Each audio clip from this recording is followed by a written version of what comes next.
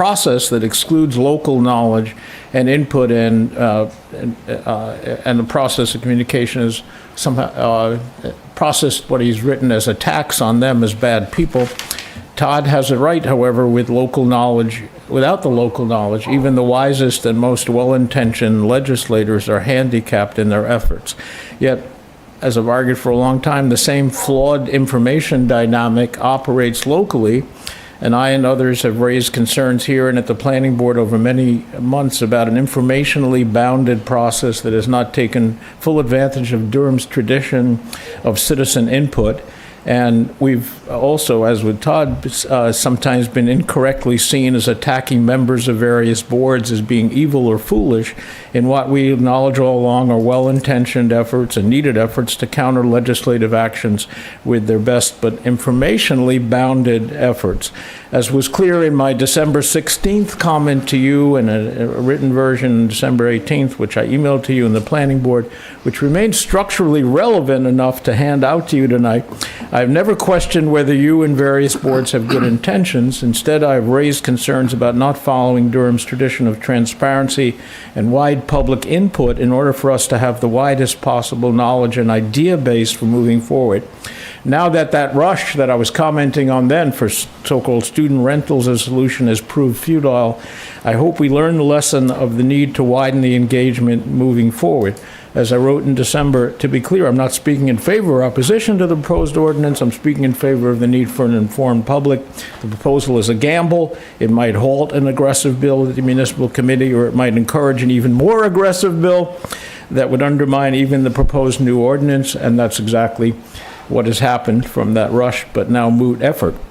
As I mentioned at the Planning Board last week, a local libertarian activist has assured me that while town boards have not kept the public that closely informed about efforts to preempt legislation, the local activists are keeping the legislature quite well informed, and that the legislature keeps moving to subvert the process that the town is engaged in to subvert the legislature. And so Durham's own actions have been bringing on more and more of what we do not want the legislators to do.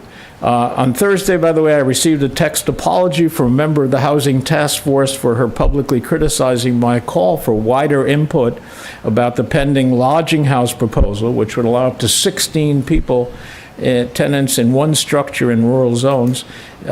She saw my and others' concerns about below-the-radar discussions and hearings, such as no preview and Friday updates and other problems, as an attack on the best ideas that the task force could come up with.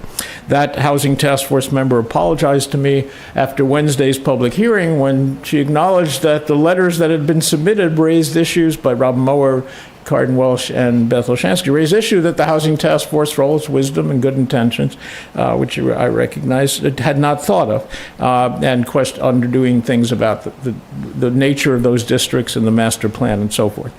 So in short, I repeat my call in December for information, more involvement, better advance information in Friday updates, which Todd did this week, better labeled parts of meeting videos, compliance with the rules of getting the minutes out in time, and so forth. Also, as I mentioned at the Planning Board, I've been urging for the Planning Board and the Housing Task Force to keep track of within commuting distance, other housing developments that would compete with what we're trying to do on Main Street. Who's going to want to move into Main Street? We need to know the answer to that in relation to hundreds of units being proposed in associated towns, as you've seen in the recent two headlines in Foster. So that's my repeat call for, and I'll just hand this out. Again, structurally, the same points are that what I sent you before, but which Robin hadn't seen since he wasn't on the council. Thank you very much.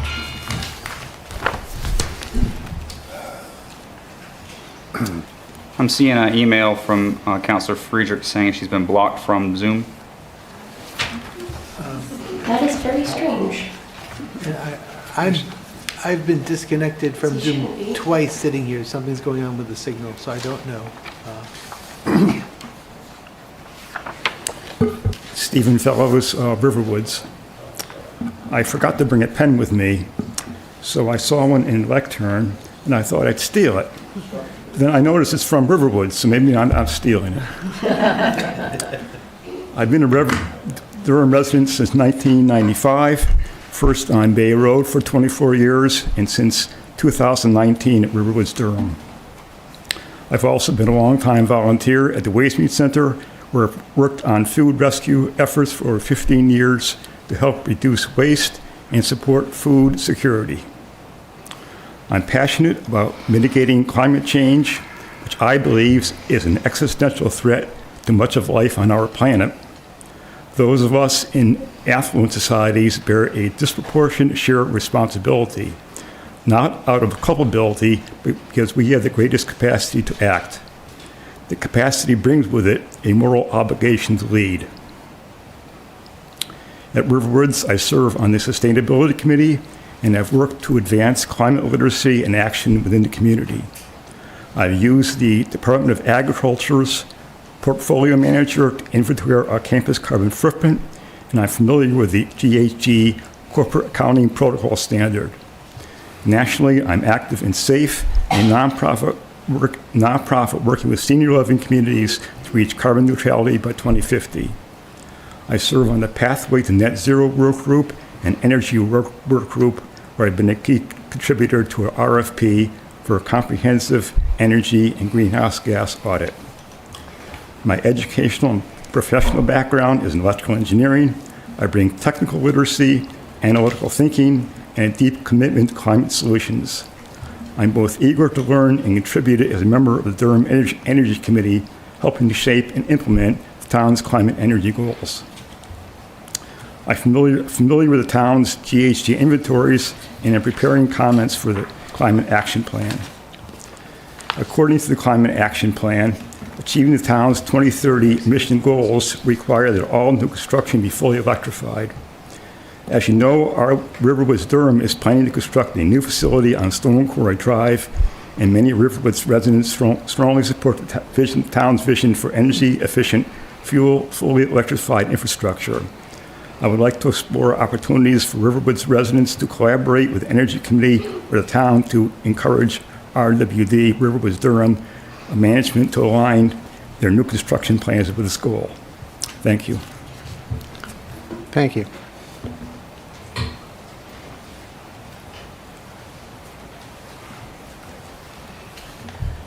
Hello, members of the council. My name is Melissa Robles. I go by Mel. And I was invited here at the request of Curtis, who's a close friend of mine, just to give my perspective as I leave the state, why I made the decision to leave the state, and some thoughts that I wish to pass along from my experience so that you consider those. I'd like to thank the town of Durham. I've had a long relationship with you. Believe it or not, I was the law in this town at one time. When I got my first year on the New Hampshire State Police in October of 1998, they sent me to Southern Stratford, the county patrol. I worked nights, 2 to 10. I remember when I used to prosecute my own speed trials over there at the Historical Center. That used to be the Durham District Court with Judge Tobby. I remember I used to do my paperwork at Durham PD. All those officers that are probably still on, the ones that'll have a little bit of gray in their beard, I remember when they were all kids. I was here in 1999 for the famous riot when UNH lost to Michigan for the hockey. So, yeah, that's how long I've been around associated with this town.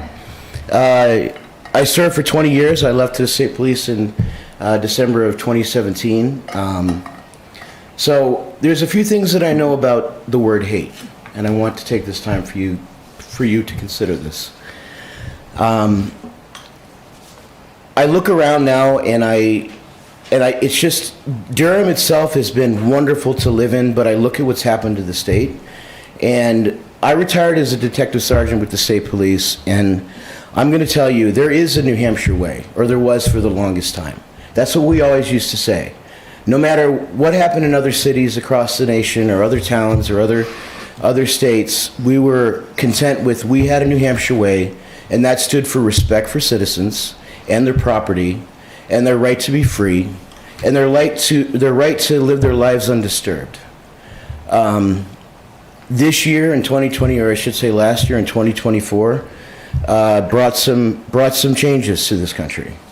And as a result, I can't believe I have to stand up here in front of a town council and say this, but I'm a trans-mass lesbian. And the reason why I shouldn't have to say this is, I was thinking about it. It's like, I don't understand Mormonism, but, you know, I'm not going to run up to somebody who's Mormon and be like, so tell me about Joseph A. Smith and what you believe in.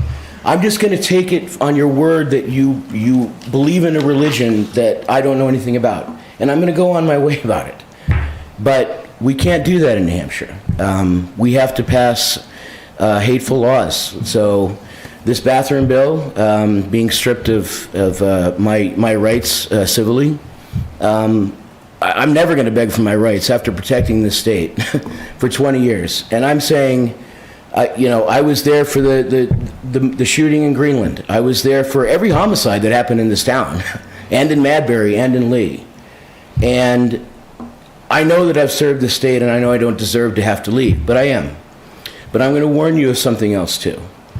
When I talked about the New Hampshire way and what I see unfolding across this country with these partnerships with ICE, that is not any form of policing that I recognize, and it's not any form of policing that you want. And I'm going to tell you why, okay? For town administrators, for people that may be in the community that know about law enforcement or police, we're not a country that just takes a hammer or a sledgehammer to people's cars to drag them out, okay? I know when I worked for the state police, I knew there were certain people I had to avoid, because I knew if I was going to get involved in a traffic stop with them, my name was probably going to be attached to a report I didn't want it to be attached to. Or my name was going to be attached to a lawsuit that I didn't want to be attached to. But here I am because this person has decided to take what could have been a normal and uneventful event, an arrest, and decided to make it a conflagration. So I'm seeing this and I'm horrified because there are good officers. There are great officers in this town. There are great officers in this state, and they don't deserve to have their reputation sullied. So I am telling you to take it to heart.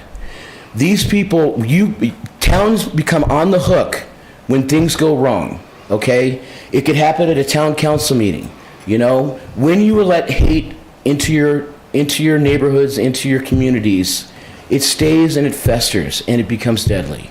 And I want to see this great town, the town probably that I have the most history with, honestly, in the state. I want to see you guys flourish, and I want to see the rights of your citizens obeyed, and I want to see our American Constitution obeyed, okay?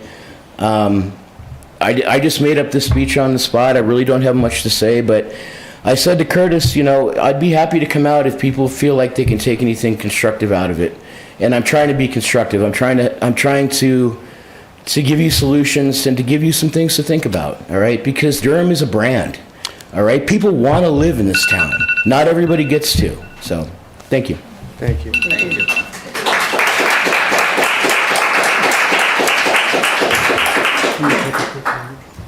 Well, someone had to go after Mel.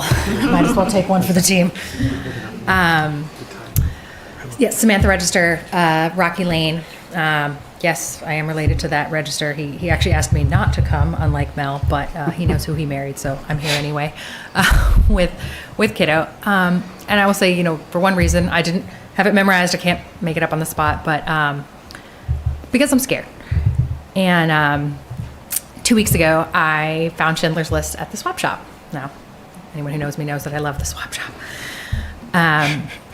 My normal fare definitely is much more like magic and dragons, preferably both. But my best friend here in Durham and my son's best friend here in Durham,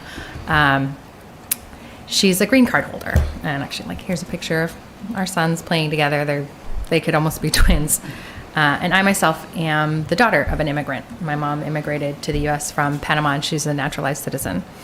I have 2 cousins that my parents adopted, and from Panama, and my brother was only naturalized in the last few years.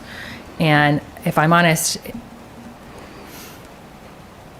we were really scared when everything started happening with ICE. And I remember my sister saying that, thank God he got his citizenship because he had like a driving infraction from his 20s. This man's in his 40s, from his 20s. And she's like, they could have used that to put him in a facility if he wasn't fully naturalized yet. Now, some of you may know this, some of you may not. Green card holders have Social Security numbers. They pay taxes. My friend, she actually works as a sub at the elementary school, and she's there, it feels like, every single week. And she did it because she knew that kids form attachments, right? And she didn't want them to just have a rotating cast of subs. So she wanted to be someone that they knew, someone they recognized. The kids know her by name. And her home is a safe place for every kid in the neighborhood. They can show up hungry, dirty shoes, kind of bringing all their chaos and screaming, and know that that is a place where they'll be safe. But she doesn't feel safe, right? And she hasn't done anything wrong. But we know, like, ICE doesn't ask for papers. They're not following the rules. And, children in our community shouldn't be afraid that a loved one won't be there when they get home from school, right? No child in the town of Durham should have that anxiety that mom won't be there.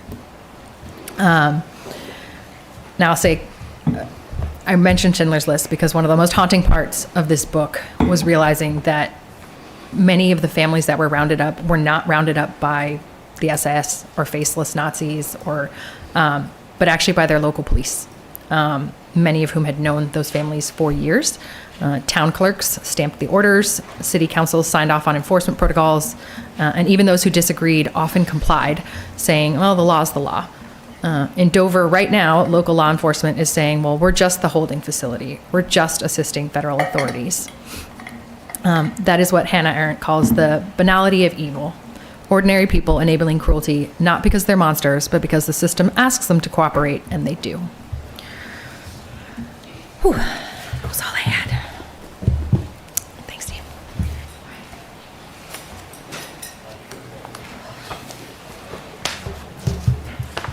My name is Chris Chance. I live on Meadow Road.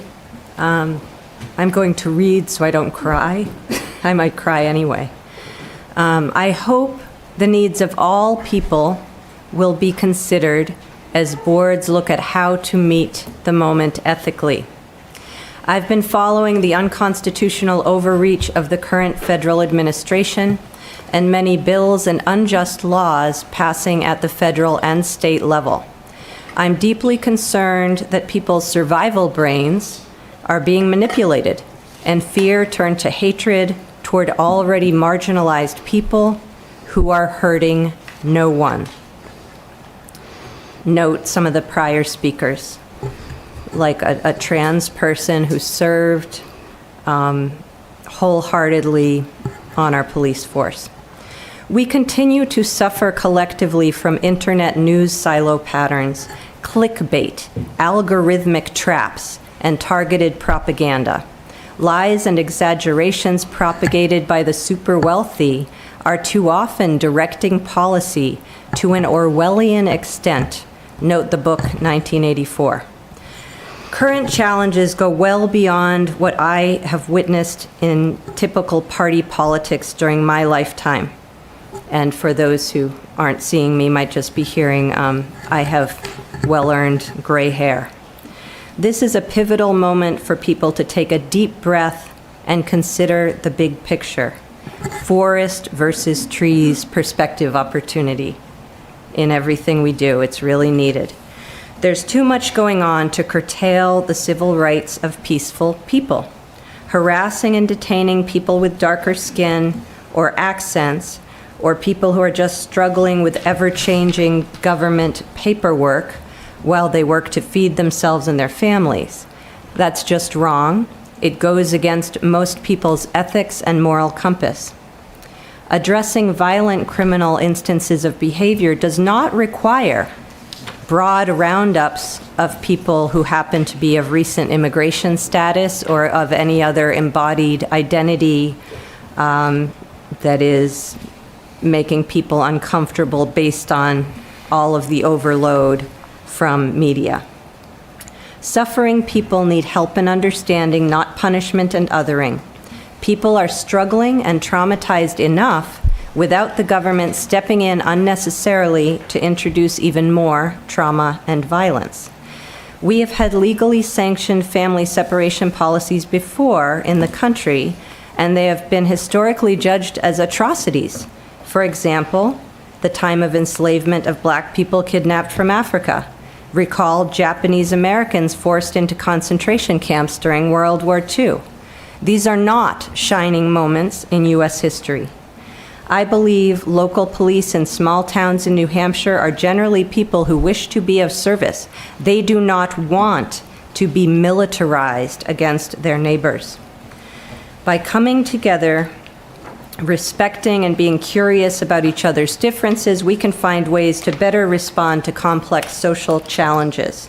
Let's not react to the current divisive pressures and challenges with panic or hate or pre-compliance with overly authoritarian practices.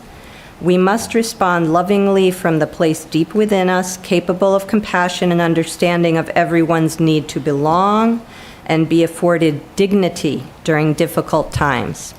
Please accept my 2 cents as a professional observer of group patterns and the human mind, a mother, a witness to people's ability to rise to improved ethical practices in the context of compassionate witness.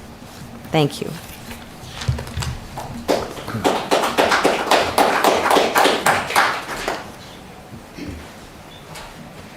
Hello, I'm Maura Slavin. I live on Burnham Avenue. We've been in Durham for over 20 years, raised our kids here. We love it here. We're also 3 blocks from campus, so we've been renting out rooms in our house to mostly UNH students, often graduate students. I mean, this country is based on freedom of speech, acceptance of people coming from other places. We recently had a discussion with our tenant. She's here legally on a student visa, PhD candidate from India. What do we do if ICE comes to our door? I'm like, whoa, here in Durham. But it's like, you know, that probably could happen. We were headed out a month or so ago to one of the protests, and we told her that we were going, and she's like, I can't go. This country is based on freedom of speech, and she feels like she is risking being deported. She was risking her education, her future, her PhD, if she goes to a peaceful protest in this country. So anything you can do, that we can do as a community to help people who are here legally for good reason to feel safe and welcome would be greatly appreciated. Thank you.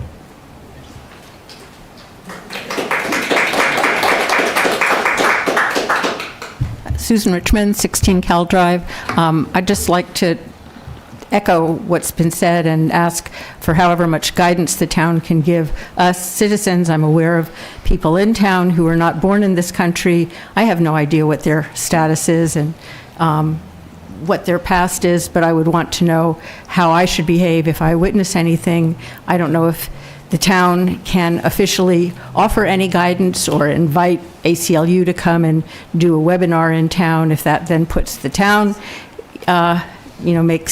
makes you more liable, but clearly it's a topic that worries people. I don't know how I should behave as a citizen, what my options are. I'd be grateful for advice. Thanks.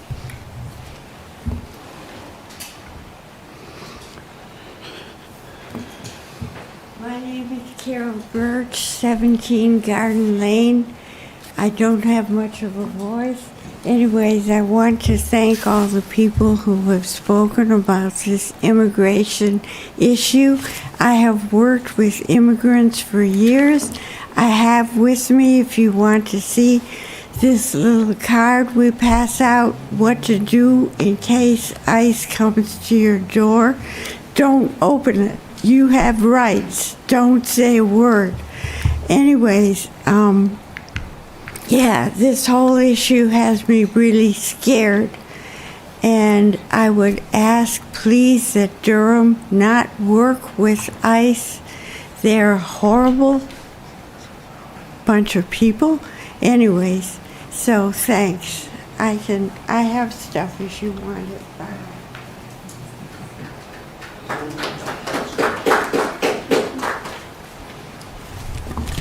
Hi there. My name is Celie Boley. I live on Juniper Lane in Durham. And I was raised in Durham, and I am still incredibly grateful to call it home. It's a pleasure to be back. This town is very special. I think about that every day. And I deeply value the community and culture of kindness and thoughtfulness that defines it. So with that in mind, just briefly, I need to express my strong opposition to the current ICE strategy.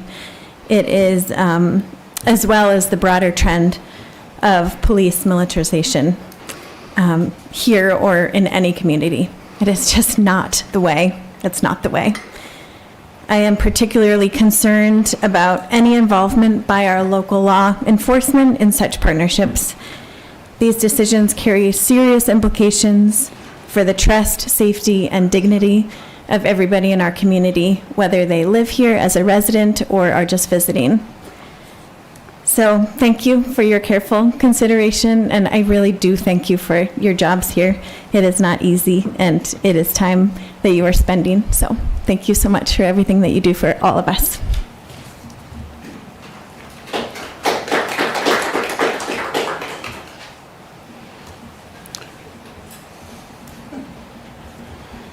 Hi, I'm Sally Tobias, 107 Madbury Road. I didn't come here to say anything, but all the talk about with immigrants, I have had my own personal experiences lately. I am a part of a sponsor group that sponsors immigrants to this country. And one thing, and I definitely want my state rep to hear this, is the interactions you get when you're dealing with state departments. Office of Department of Health and Human Services and the Department of Transportation and Licensing. I've had the same experience over and over with both of these, where they are absolutely ignorant of the actual law pertaining to what these immigrants, refugees, and I would call all of them seeking refuge. They are ignorant of the rules of what they can receive and what they cannot receive. And my concern has been, if it wasn't me on the phone or me in line, and it was just them, they would have walked away and just felt, no, I don't get any food stamps. No, I don't get any money. Now, not all immigrants get cash, but some do. And those that do are entitled to it. And I have had it took me 2 weeks of phone calls explaining the law to people on the phone until I finally contacted a refugee coordinator at the state level, who, yes, you're right, I will call them now. 2 weeks before that family was given the cash assistance and the food stamps that they deserved. At the DMV,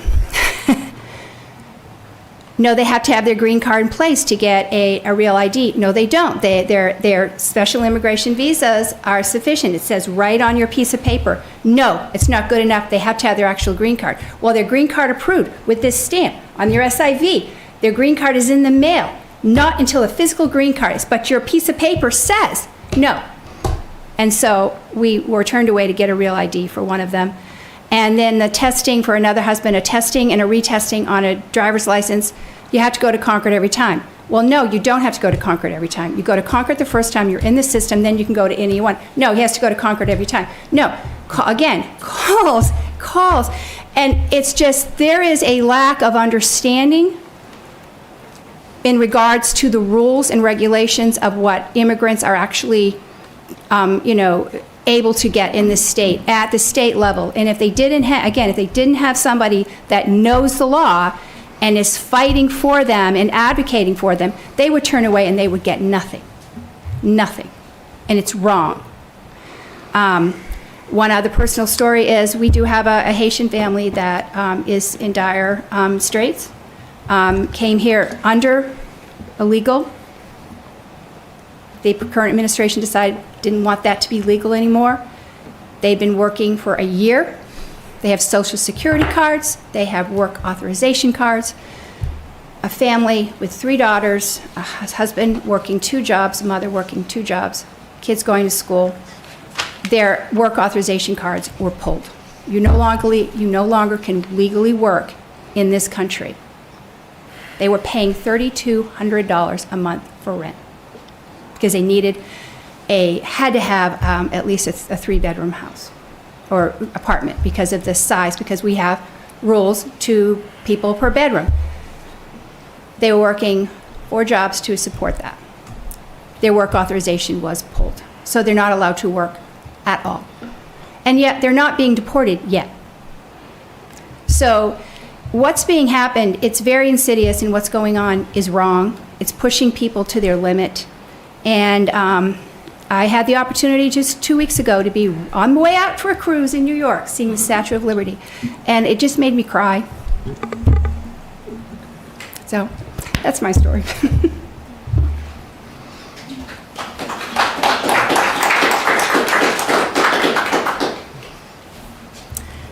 Good evening. Thank you for the opportunity to comment. My name is Eileen Murphy. I live at 9 Bayview Road, and I'm the Executive Director of the Ways Meet Center.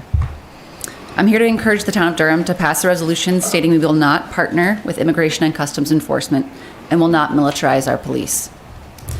In my role at Ways Meet, I've had the opportunity to meet some of the 435 international students at UNH's Durham campus, as well as UNH employees who are new to America.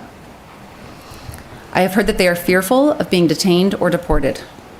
These students and employees are here working to better themselves and our world. They deserve our support. As a show of solidarity, please pass a resolution protecting our most vulnerable residents, scholars, and workers. Thank you.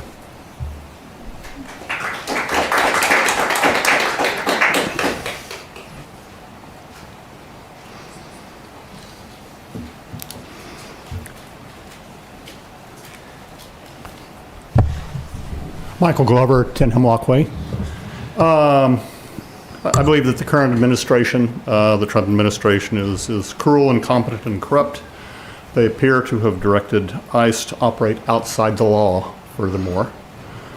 So I would suggest that anything that Durham Council can do to impede them, concrete or symbolic, would seem to be, and I mean this in a secular way, God's work.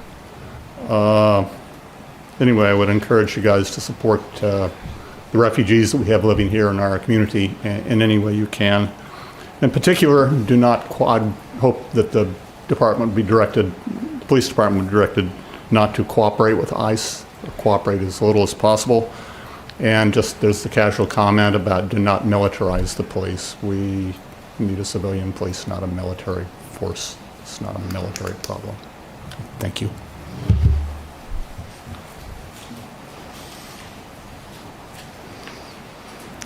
Mr. Chairman? Yes. I need to say something about the discussion tonight. I absolutely agree with everybody, but I want to point out that Governor Ayo 2 weeks ago signed a bill that prohibits the town from interfering in any way with immigration. So we as a council are faced with a choice. If we order our police chief to impede the immigration, we will be subject to criminal prosecution by the state of New Hampshire. We fought this, and we, the Democrats, fought it tooth and nail. But Kelly Ayotte ran on this theme. And this is the bill, if anyone wants to read it. This bill prohibits state and local government entities from adopting sanctuary policies to prohibit or impede the enforcement of federal immigration law.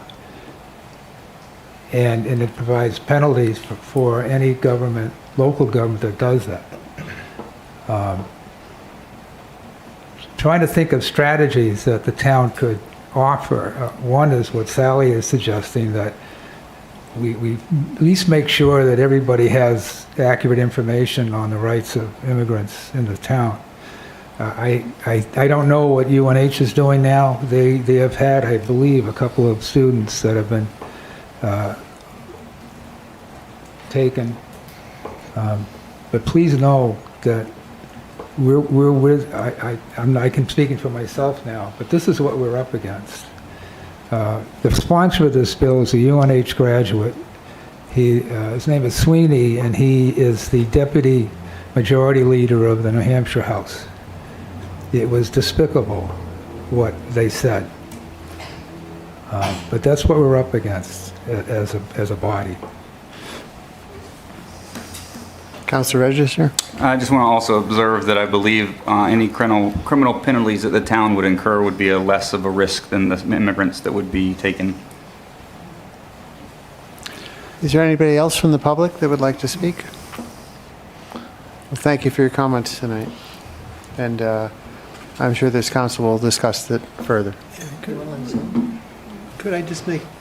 Yes, please. So, the Durham Police Department has had a policy in terms of addressing immigrants and people with immigrant status, and we're in the process of firming that up and updating it at this time, given everything that's happening in the world.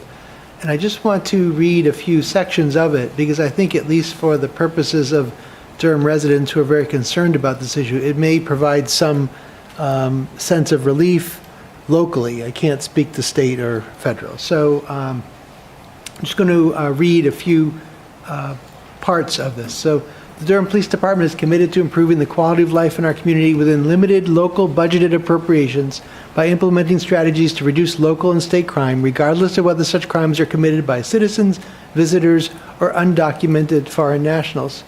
Federal immigration laws involve both civil and criminal components. Determining the immigration status of an individual often requires specialized knowledge. The responsibility for enforcing immigration laws lies with U.S. Immigration and Customs Enforcement. The Durham Police Department cooperates with federal agencies to the extent permitted by law in order to address criminal activity consistent with our duty to ensure the safety of all individuals regardless of immigration status. Policy. The Durham police officer shall not initiate police actions with the primary objective of determining a person's immigration status. Officers are prohibited from stopping, detaining, or arresting individuals solely to investigate immigration status unless there is probable cause of a separate state or town law violation. Next section, procedures for contact with undocumented immigrants. When a suspected undocumented immigrant is encountered due to a violation of state statute or town ordinance, the individual shall be treated as any other criminal suspect and afforded the same rights and privileges. Officers will not take enforcement action solely based on a person's suspected undocumented status. When there is reasonable suspicion of a violation of law or ordinance, officers should, 1, attempt to establish the individual's identity through valid identification. 2, only inquire about immigration status if there are reasonable grounds to believe the person should have immigration credentials and the person's identity has not been otherwise satisfactorily confirmed and the person's identity is relevant to the investigation, or the person meets the criteria in the following section, notification to ICE. 3, if the individual's identity is satisfactorily established and they would otherwise receive a summons or a citation, they should be released regardless of immigration status. Notification to ICE. Notification to ICE in non-criminal cases, examples are witnesses, victims, or violation level offenses, should only be made at the discretion of the shift commander with deputy chief or their designee approval. Officers may notify ICE if a person arrested is suspected to be undocumented and meets any of the following criteria. 1, arrested for violent offenses such as murder, rape, robbery, kidnapping, drug-related crimes, or property crimes. 2, arrested for a misdemeanor involving violent or a threat to public safety. 3, previously deported undocumented individual. Or 4, listed in the NCIC as wanted by ICE for violating immigration law. In cases involving undocumented juveniles who are missing or runaways from another country, ICE may be contacted for repatriation assistance. If ICE issues a DHS Form I-247 detainer, the subject shall not be held for more than 48 hours. If ICE fails to take custody in that time, the individual must be released. Next is national security and enforcement authorization. If an if an immigrant of national security concern appears in the NCIC, this is like the National Police Database, NCIC, or if there is reasonable suspicion they pose a credible national security threat, regardless of their immigration status, the officer shall detain the individual for identification, notify the FBI. Approval from the on-duty shift commander is required for enforcement action. ICE retains sole authority to arrest or issue immigration holds for immigration law violations. Non-emergency assistance to ICE may only be provided with approval from the Deputy Chief of Police or their designation. Consular notification. All foreign nationals, including undocumented immigrants, are entitled to consular notification and access, regardless of their immigration or visa status. See Durham Police Policy 1.1.4, Arrest Procedure, Consular Notification of Foreign Nationals, for additional information. Prohibitions.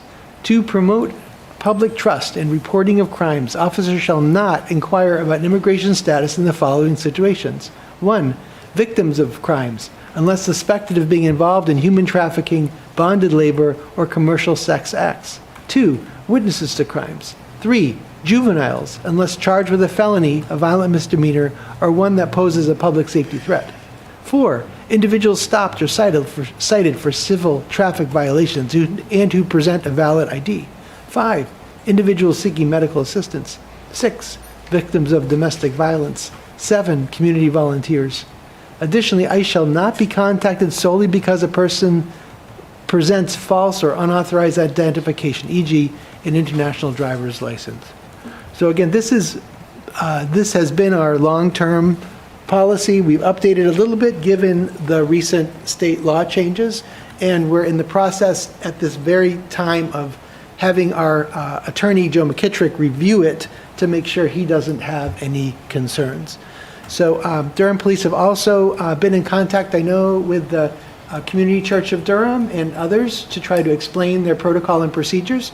And I know we've had some individuals in the community who also are immigrants reach out to ask the police directly how things will be addressed. And so the purpose or the goal of the police department is not to participate in these federal policies. At the same time, again, if there is a valid warrant for an individual and ICE contacts Durham Police would validate that warrant to make sure it's accurate, and then would potentially stand by as Durham Police stands by when other law enforcement agencies effectuate arrests or operations in the town. But we would have tremendous concern about the types of plainclothes, heavy-handed, heavily armed operations we're seeing in other parts of the country. I would note as well that the state statute makes clear that there is a separation in this regard between what the police departments do and what the local community asks them to do. The police department, by law, is charged with following what Councilor/Representative Burton noted.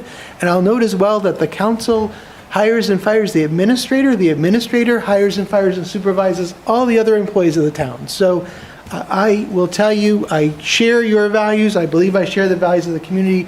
We will make every effort to do it right.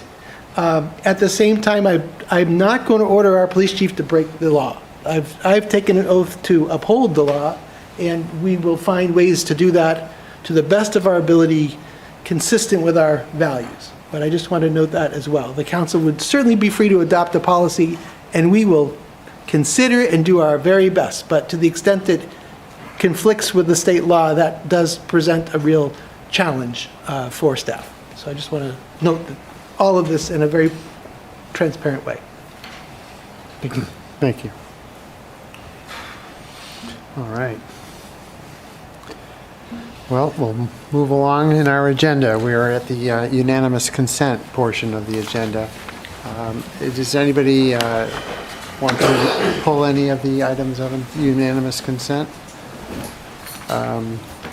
Then for this particular unanimous consent, I will be making the motions, and then we're asking Council Register to read the resolution regarding Lafayette, General Lafayette. So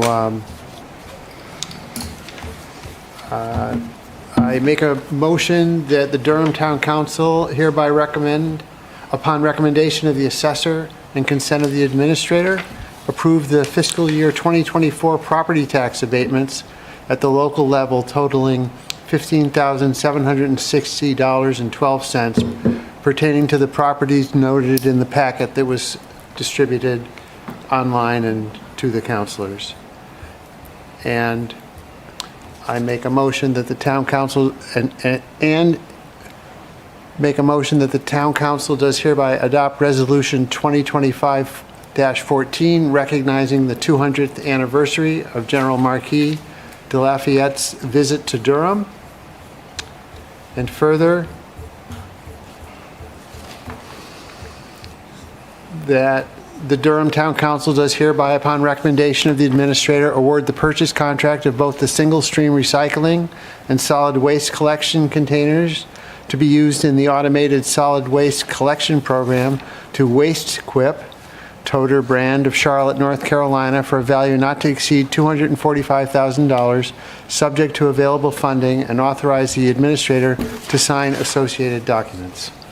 Is there a second to the motion? I'll second. Thank you. Is there any discussion about the motions? I think for the discussion, there's no discussion because it's unanimous consent. So we'll start with Councilor Grant. Heather Grant, aye. Robin Vogt, aye. Joe Friedman, aye. Sally Nadell, aye. Wayne Burton, aye. Darrell Ford, aye. Curtis Register, aye. Thank you. And Councilor Register, if you would. Roger. Out the gate, I want to say I'm glad to see some of the veterans' tax credits got utilized. Thanks for catching that. And as for the resolution, Resolution 2025 TAC 14 of Durham, New Hampshire, recognizing the 200th anniversary of General Marquis de Lafayette's visit to Durham, whereas the American Friends of Lafayette, the Durham Historic District Commission and Heritage Commission, and the National Society of Daughters of the American Revolution are celebrating the bicentennial of the Marquis de Lafayette's farewell tour of America in 2025. And whereas during the American Revolutionary War, the young Marquis de Lafayette was a courageous Revolutionary War hero who played a vital role in the success of our nation's struggles for the independence and was a strong ally to General George Washington. And whereas General Lafayette tirelessly fought for Americans' independence from Great Britain, he was wounded at the Battle of Brandywine and successfully led an independent command during the Virginia campaign. And whereas in recognition of his valiant service, General Lafayette was made an honorary citizen of the United States of America. And whereas General Lafayette was a selfless leader, a constant advocate for freedom and independence, and an ardent supporter of the abolition of slavery. During his 13-month tour of America, he visited the then 24 states, always speaking about the ideals of liberty, justice, and democracy. And whereas General Lafayette traveled to the state of New Hampshire in June 1825, came to Durham, where he was welcomed and honored with a 24-gun salute under the command of Captain Langley. Whereas a Lafayette trail marker has been placed on the corner of Main Street and New Market Road, where General Lafayette was greeted as a cherished hero by local students and citizens on June 23, 1825. Now therefore be it resolved that the Durham Town Council, the governing and legislative body of the town of Durham, New Hampshire, does hereby adopt Resolution 2025 TAC 14, recognizing the 200th anniversary of General Marquis de Lafayette's visit to Durham, passed and adopted the 16th day of June 2025 by a majority vote of Durham Town Council. Thank you. Events leading up to July 4th, 1776, I guess, 250th coming If he up. came now, he'd get arrested by ICE. So would one of you be willing to read this during the presentation? So Robin volunteered and Curtis volunteered. Oh, dude, So if you want it, you both got of it, but I'm did. happy to So- take it. Yeah, I'd love to. Okay. Is that That's totally fine. Cool. We can ground fight after this. That's great. Sounds good. I did go to the ceremony in front of the State House when the Lafayette came, and it's really impressive. I think I never knew the details of his work on our behalf, but it's significant. Nice. Did you, excuse me, Councilman, did you say you went to hear when Lafayette came? You were around then? I'm not as young as I look. All right. Sometimes. All right. Well, so for this next agenda item, it's to consider the appointment of Stephen Fellows, which we appreciate your giving us your background earlier today. And perhaps Councilor Vogt, if you'd like to make a motion regarding Yes, absolutely. Mr. Fellows? Let me get to my... Yeah, take your time. Let's see it. Apologies. Here we go. I'd like to make the motion that the Durham Town Council does hereby, upon recommendation of the Energy Committee Chair, appoint Stephen Fellows of 14 Stone Quarry Drive, Apartment 115, to fill an unexpired regular membership position on the Energy Committee with a term expiration of April 2027. I'll second that. And is there any discussion or any other questions? Again, we appreciate your earlier comments.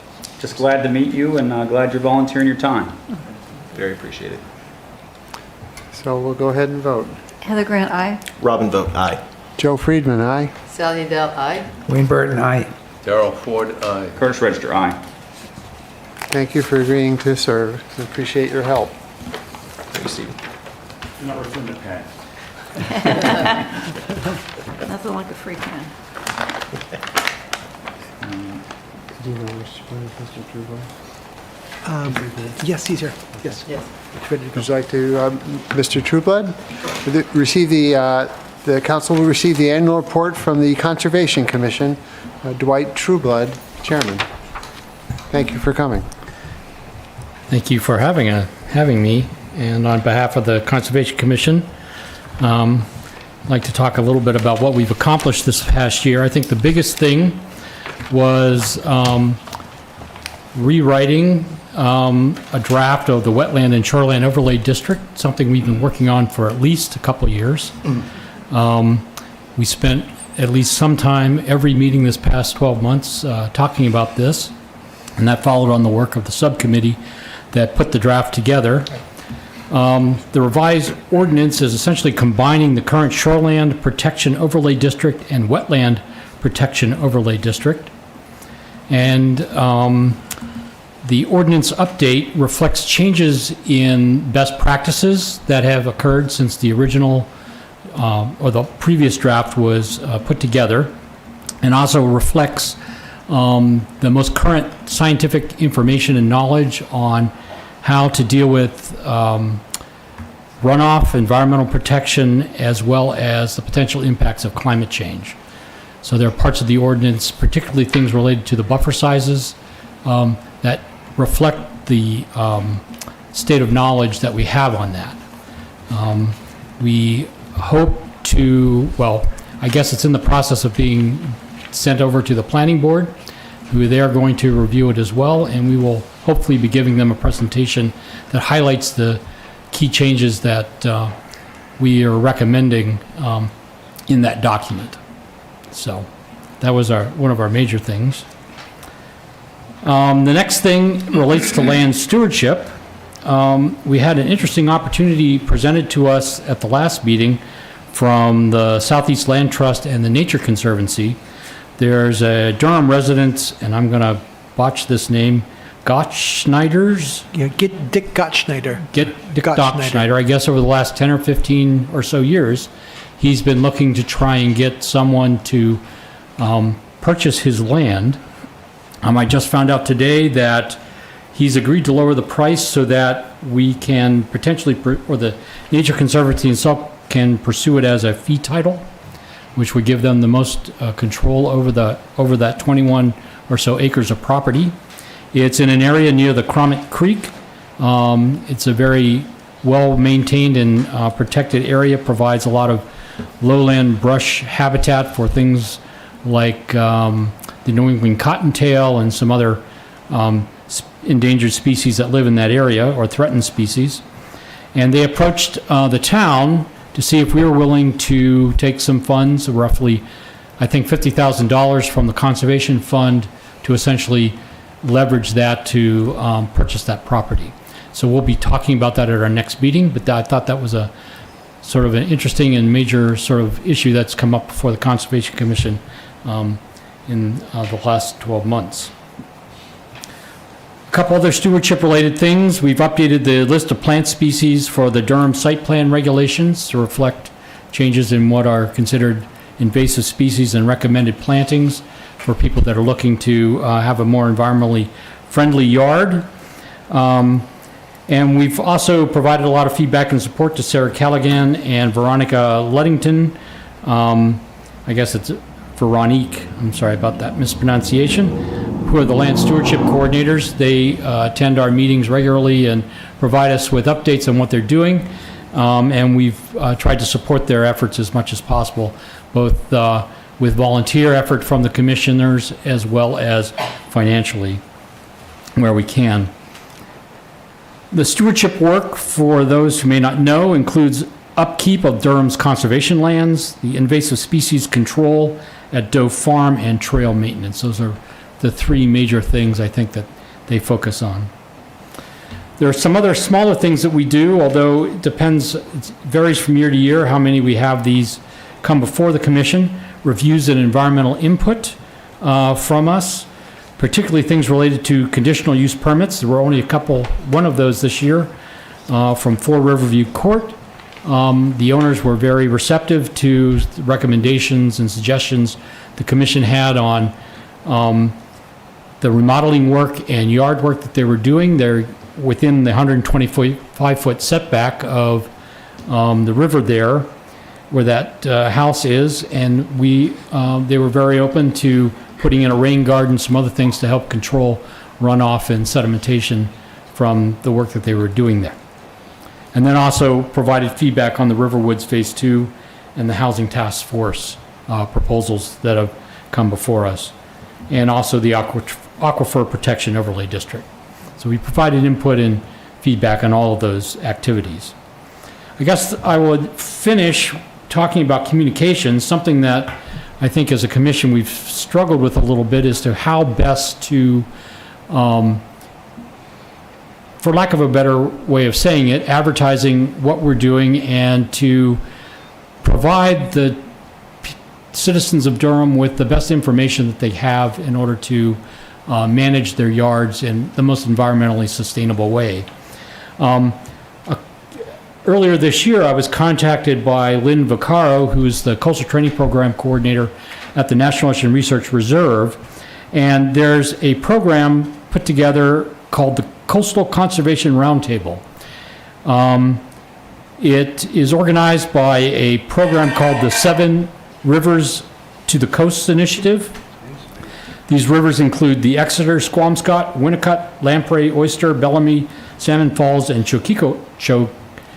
Cochico rivers, and in all the towns that are around those. And essentially what the invitation is for people from the conservation commissions for all those towns to get together once every 2 months on a Zoom call and share around a common topic issues and things that each town is doing to further the conservation needs of the individual towns, with the idea being that we would share the goals that we've set for ourselves town by town, as well as our experiences in trying to achieve those goals and objectives, and sharing the types of best practices and things that we've encountered. I've started participating in that a month or so ago, and I look forward to doing that. And one of the things that came out of this 7 Rivers to the Coast thing that will also, I think, contribute to our communications objectives is that they have a website that they are hosting, and they have encouraged every town's conservation commission that when you have an event or some sort of activity or thing like that, that they're willing to host that on their website so that not just the local town and community will find out about that, but all the towns in the Seacoast area will be able to find out about it. So we're hoping that collectively that'll increase participation in events like going out and removing invasive species in a particular town. We might be able to reach out beyond what we normally do and get people to come in from other towns to help us in that. So we're looking forward to try and leverage that and take as much advantage of it as well. And then the other thing we've been looking to try and do a little more of is public seminars. And we're looking to try and do 3 or 4 of those a year if we can. We had one this past, I think it was January, late January, early February, where Ali Kosiva from the Vermont Cooperative Extension Group, Forestry Group in Vermont, came and talked about the impacts of climate change on northern forests. And we combined that seminar, which was held over at the Durham Public Library, along with a Doe Farm walk where she walked around with people from the Conservation Commission, the Trust Fund trustees, and the Land Stewardship subcommittees to inform us a little more about how our forests store and sequester carbon and how they contribute to climate change resiliency. So we have a little better understanding of that. I'm an oceanographer and marine scientist by training, not a forester, and so I found it very interesting and enlightening to hear more about how forests operate to deal with those things. So in a nutshell, that's what the commission has been up to for the last year. So I'm willing to take any questions that people may have. So, good evening, first off. Evening, yeah. Did I hear you say you're in negotiations for 21 acres at $50,000? That would be our share of that. There's a lot more money going into it from other sources. And so the challenge that CELT and TNC have is essentially, how do we get all these things to line up simultaneously so we can take advantage of it? That sounds like a steal. So. We're seriously looking at it. We're going to talk about it as a group next Monday. But I think my general sense is that the commissioners are in favor of that. I think one of the concerns was, well, if we spend that money, that fund is only replenished, I think, from taxes on changing land use types. Yeah, when land is removed from current use, the 10% penalty is contributed or deposited into the conservation fund. So the proceeds of the fund come periodically only. It's not an ongoing revenue source. That's correct, and it's very sort of hit or miss as to when it comes, and so there's the argument, well, is it better to have the bird in hand or wait for the one in the bush that might even be better? So I think that'll be a little bit of the conversation, I think, but in general, I think people were very supportive of their presentation and what they're trying to achieve there. So I personally think it's probably a very good opportunity that we should be definitely trying to leverage those resources with these other funds. Sure. Thank you. Anyone else? Go ahead. I would just make, as we've been discussing our goals as a town council, we talked about intermunicipality, and here's a good example with this whole Seven Rivers to the Coast and participating in that, where we're involving other communities, because we know the river's a good example. It doesn't just stop at every border, right? It's kind of like air pollution. Your property line to the next state, what they're blowing over your way, right? It doesn't stop at the state's border. So I think this whole ability to collaborate with other towns on something like this was really interesting to hear about. So thank you on that. That was good. We were also approached by Newmarket in January about putting together a proposal. They have, I can't even remember the name of it.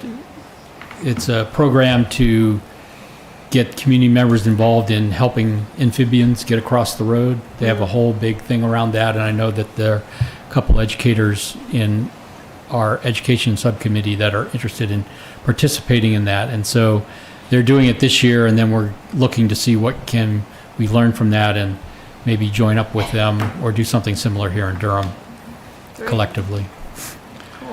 You mentioned wanting to get the word out about how residents could have more environmentally friendly yards, and how can you get that word out? And many times we mention the Friday updates, and just even a paragraph in the Friday updates goes a long way towards, so maybe a thought at a time or a couple thoughts, probably not a whole, there's not room for all of your thoughts at once, but it seems like that's a good way to get information. Yeah, we have out talked too. about that, and we have started to do that a little bit. The stewardship coordinator has actually been doing some of that. I think our challenge is how do we routinize that so that it's not just a hit or miss thing, like on a, once or twice a month or something like that. We get something in there that provides that. And, can we do it thematically? One of the things that people were talking about was pollinators, so we could, look at a couple months where we focus on how do you make your yard more friendly to pollinators and that sort of thing. And how do you, maybe prevent nutrients from running off your property and that sort of thing. So have to sort of look at that theme-based and find, someone that's willing to help us do that on our own committee, that has an interest in helping pick that up. Go ahead, the Did Sally. You knows that come out in Friday updates and have been for years, have been done by one member of IMAC. And she gets ideas from other folks, but it does, it's ideal if you can have someone who who just takes it on and Yeah. wants to do it. And Julie Kelly does this work, and she'll go with different themes or what have you, and they short or long, but there's people actually kind of look forward to them. Yeah. I think so. I think you're on the right path if you try to do a Friday updates, small chunks at a time kind of thing. Okay. Maybe seasonal too. So you talk about pollinators. I assume there's something you do in the spring, but maybe there's something in the fall. But certainly in the fall, you're talking about yard waste, and maybe in the winter you're talking about salt, or so just kind of thematically when we are. Yeah, that's a very good idea. And the other thing is, and I have to always remember this, is that just because we run it once doesn't mean we can't run it the next year and the next year. Yes. Because there are new people in the community, and the more we can sort of do that. So. Some people need to be reminded too. I just want to compliment Dwight. He runs a really tight ship. If you want to know how to run a committee, go watch Dwight in action, because I was on that for less than a year, but when Dwight, the timing is right, we get through on right, the people stay on topic, or you get the baleful eye of the chairman. So if you want to know how to run a committee well, watch a video of Dwight in action on that committee. Well, I appreciate that, Wayne. And thank you for your report tonight. Okay. Thank you very much. Thanks. So now we have our roundtable. And Councilor Grant, why don't we start with you? All right, so since we last met, there was a housing task force meeting, and we went through the suggested zoning changes that they've been working on for a couple of meetings, and so the final product was approved to move to the planning board, so there'll be more on that in terms of sort of really focusing in on the different zoning and lot sizes and things like that that are suggested related to more housing or affordable, more affordable housing. And then, also the topic was, that we've gone through the checklist of all of the sort of action items that were put on the Housing Task Force many, many years ago, and have been extended and modified a couple of times in terms of when the Housing Task Force would end and, what were the topics that we were working on. And so there's been a dialogue about the fact that we think we're finished. Are we finished? And I think that's been put on the agenda for July 7th for a conversation between the Housing Task Force and the Town Council. And then the Planning Board met last Wednesday, and there was just a initial sort of a rough concept out of 121 Tech Drive. They're looking at a proposal for an additional building on their properties. We've been working with them over the last couple of years on their modification of the existing buildings, but this would be a brand new footprint within their property. They don't think they'll see us again until maybe November, so there's a lot of work to be done. They were just getting initial feedback. And then we had a public hearing on the lodging house. We didn't have time to actually have a discussion based on the public feedback. That will come up again at our next planning meeting. We also had a couple other things on the agenda that we didn't get to, one of them being the conservation subdivision, which we're reviewing for changes as well. And I think that's it.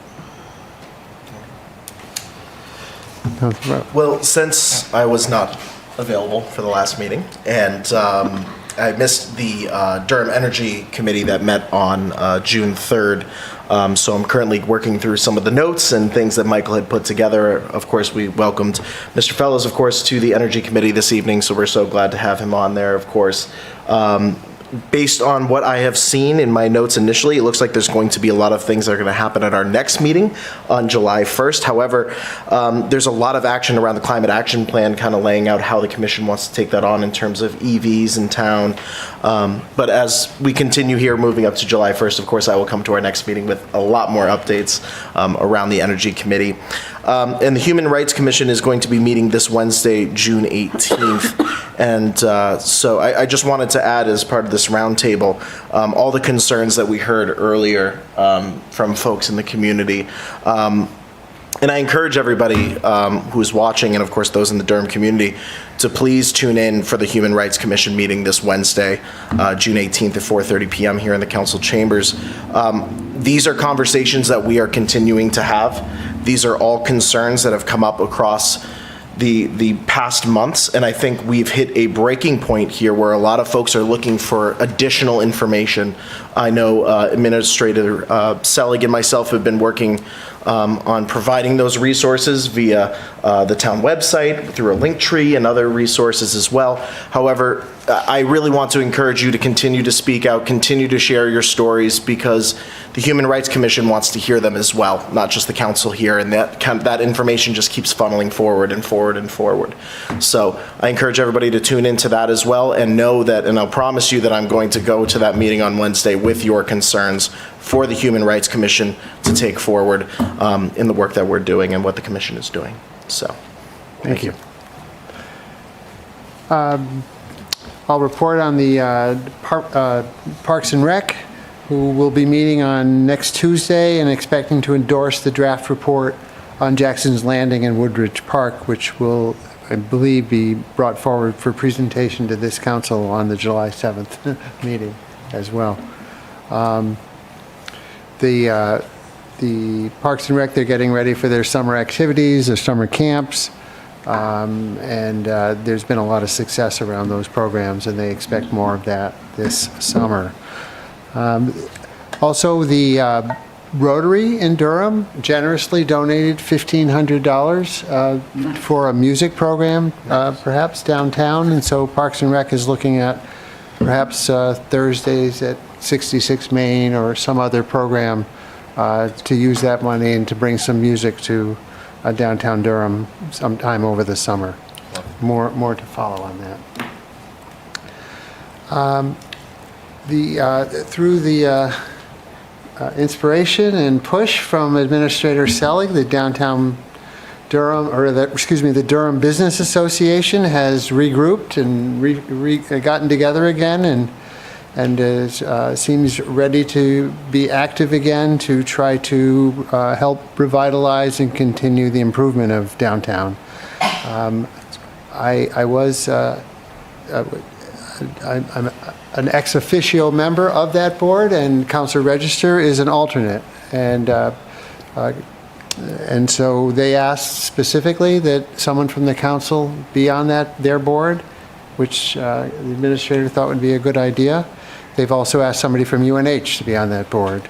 So there's a number of bankers, there's other owners in town that are on that, and they seem to be pretty excited about regrouping and moving forward and getting to the next level for our downtown. That's it? All right. IMAC met on June 4th. Much of the focus is on a grant proposal that actually was submitted on Friday. This proposal went to a composting consortium, so it's neither state nor federal funds that the group is going after. The grants are for up to $50,000, and IMAC would like to use this money to do a pilot program of curbside compost pickup that might do for like 6 months, collect data and see how well it's accepted by a neighborhood, yet to be chosen if we get the grant money. And IMAC will hear by the end of July, so it's a pretty quick turnaround. And our next meeting is this Wednesday, and it'll be in this room at 8 o'clock in the morning.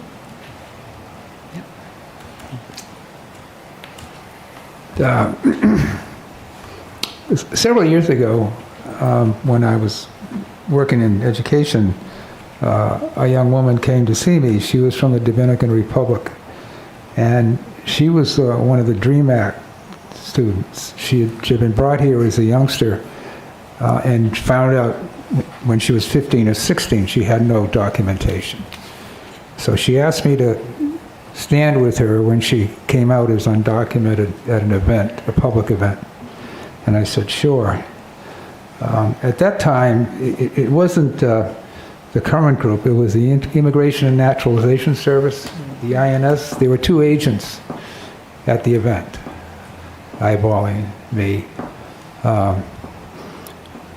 But at the time, Deval Patrick and Barack Obama, I was in their office when they came up with the executive order protecting those young people, because the DREAM Act, which would have protected them by law, didn't get out of Congress because then Senator Brown of Massachusetts cast the vote. It's very scary for them, and they don't understand why. They're better citizens than we are in many ways, and it's absolutely wrong to go after people the way that's happening. And I would do anything. I'd go to jail if I had to. But we have a problem. I took an oath for this body, and I took an oath in the legislature to obey all the laws of the federal government and the state government. So there is a conflict. I hope we can do something. We had one success in the legislature. I feel like I've failed as your representative, but believe me, there was an attempt to cap municipal expenses, which have been really hard to deal with, and finally, the old Republican Party came to the fore, and between them and us, by I think 3 votes, we beat a cap on municipal expenses that would have prevented us from getting grants, or would force us to forego grants, or what. It's not a good idea, and it's downright against local control. But yet this was being pushed by the Free Staters, and so we had some success, and we did get more money for special education. But we couldn't stop universal vouchers, which is very expensive, and it's just going to come right out of our pockets as taxpayers. So I wish I had better news, but that's what it is.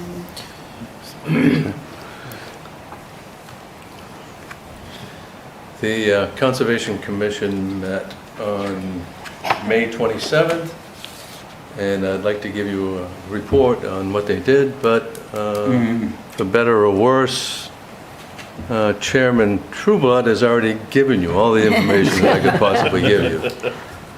So I won't beat that horse any longer. Our next meeting is next Monday in these chambers at 7 o'clock. All right. Yep, it's wordy. I apologize. School board, 4 June was the last meeting. 18 June is the last day of school. Wednesday, full day of school for folks. They discussed universal testing results for monitoring student growth. That those results have a general trend, and New Hampshire students are performing better than their peers and performing better than they did previously in those same grades. And student enrollment seems to be continuing its downward trend, which means there's going to be less students filling our schools, and there's going to be gaps as we start creating with our school positions as well. So there's going to be less class size issues in the classrooms. District is currently working through their goals just like us, and their next meeting is 18 June, last day of school, Wednesday, Morse Recital Hall. AgCom met 9 June, Farm Day, 16 August, be there, have fun. Farmers Market is still going on every Monday, 2:30 p.m., 6 p.m., every Monday until October, except for Labor Day. The AgCom is currently working on visibility and communication efforts to increase community awareness. One of the cooler things is one of the new members of the Agricultural Commission got the ag logo and put it on a button, like an old style button, to bring around to the farmers markets and the farm day to help get a little bit more of an interesting awareness. Wasn't super expensive, and I thought that was an interesting way to do it, as well as take on potentially some of the social media stuff. So that's awesome. It takes people to make things work, and it's awesome that y'all folks volunteer your time. Next meeting is July 14th in here, Town Council Chambers. Stratford Regional isn't meeting this week because of Juneteenth. I am tracking the Durham Business Association, 25th June. To answer Susan Richmond's question about the Know Your Rights stuff, I do know the town did not put this on, but there is a ACLU Know Your Rights training at the Durham Public Library on 25 June at 7 p.m. You can go on ACLU's website and register, or maybe the Durham Public Library has the way to register as well, but I imagine that a lot of people should be in attendance on that guy.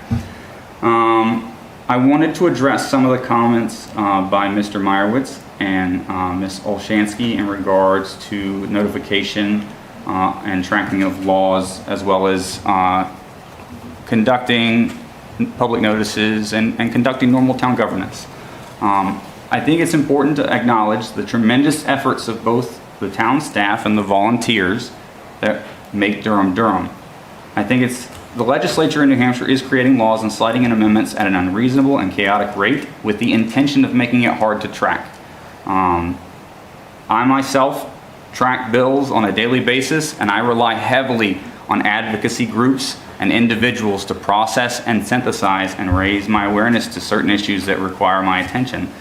Whether it's writing letters to the editor, whether it's writing the representatives of those boards, or whether it's going in person to speak against certain bills that I think are particularly catastrophic. But the volume of bills that have come out this cycle has been astronomical, and a significant percentage of those bills have nothing to do with governance. The town cannot be expected to keep track, as they are already overworked and understaffed and do a phenomenal job. Now, I would like to ask Mr. Selig a quick question. Is the Friday updates a requirement by law? No, not at all. The Friday updates is a nice to have that has been an initiative that Mr. Selig has done over the years that we've gotten accustomed to. But I think it's important that we should not browbeat folks for going above and beyond, but not going above and beyond enough. As far as I understand, the requirement for public notice is either publicly displayed on the town bulletin boards and on the local website. Is that correct, Mr. Selig? Yes. So let's please understand that the town is doing everything it can to notify the public, to communicate with the public. It is a very trying time, and a lot of things are coming our way. But that nobody, in my opinion, that I have run into is doing any nefarious activities or is trying to pull anything over on Durham. The folks that are sponsoring this bill are between Mr. Goose, Mr. Rasmussen, Ms. Tobias, and Mr. Howland, all individuals that care very much about Durham and Durham's success and keeping Durham Durham. We're not trying to make a metropolis, and we're not trying to make farmland all over everywhere, but we do have a $500,000 revenue deficit. And if we don't do something about that soon, we are not going to be able to maintain the current services at a reasonable rate. We're not going to maintain the staffing and the phenomenal individuals that we have on staff. And we're going to continue to raise property taxes on residents that cannot afford them. And soon the only people that will be able to live in Durham will be country club members. So please understand that while nobody wants to cut trees down and expand billboards and windows and businesses, we need to offset the residential tax rate onto the commercial development, as well as increase the residential tax rate in order to be able to pay the fantastic people that work and live in Durham. So please just be kind. Finally, I want to touch on this resolution, and I know that's kind of been the main eyes on me since I've been stirring this pot for the last couple of weeks. But my goal here is to introduce it, roughly explain it.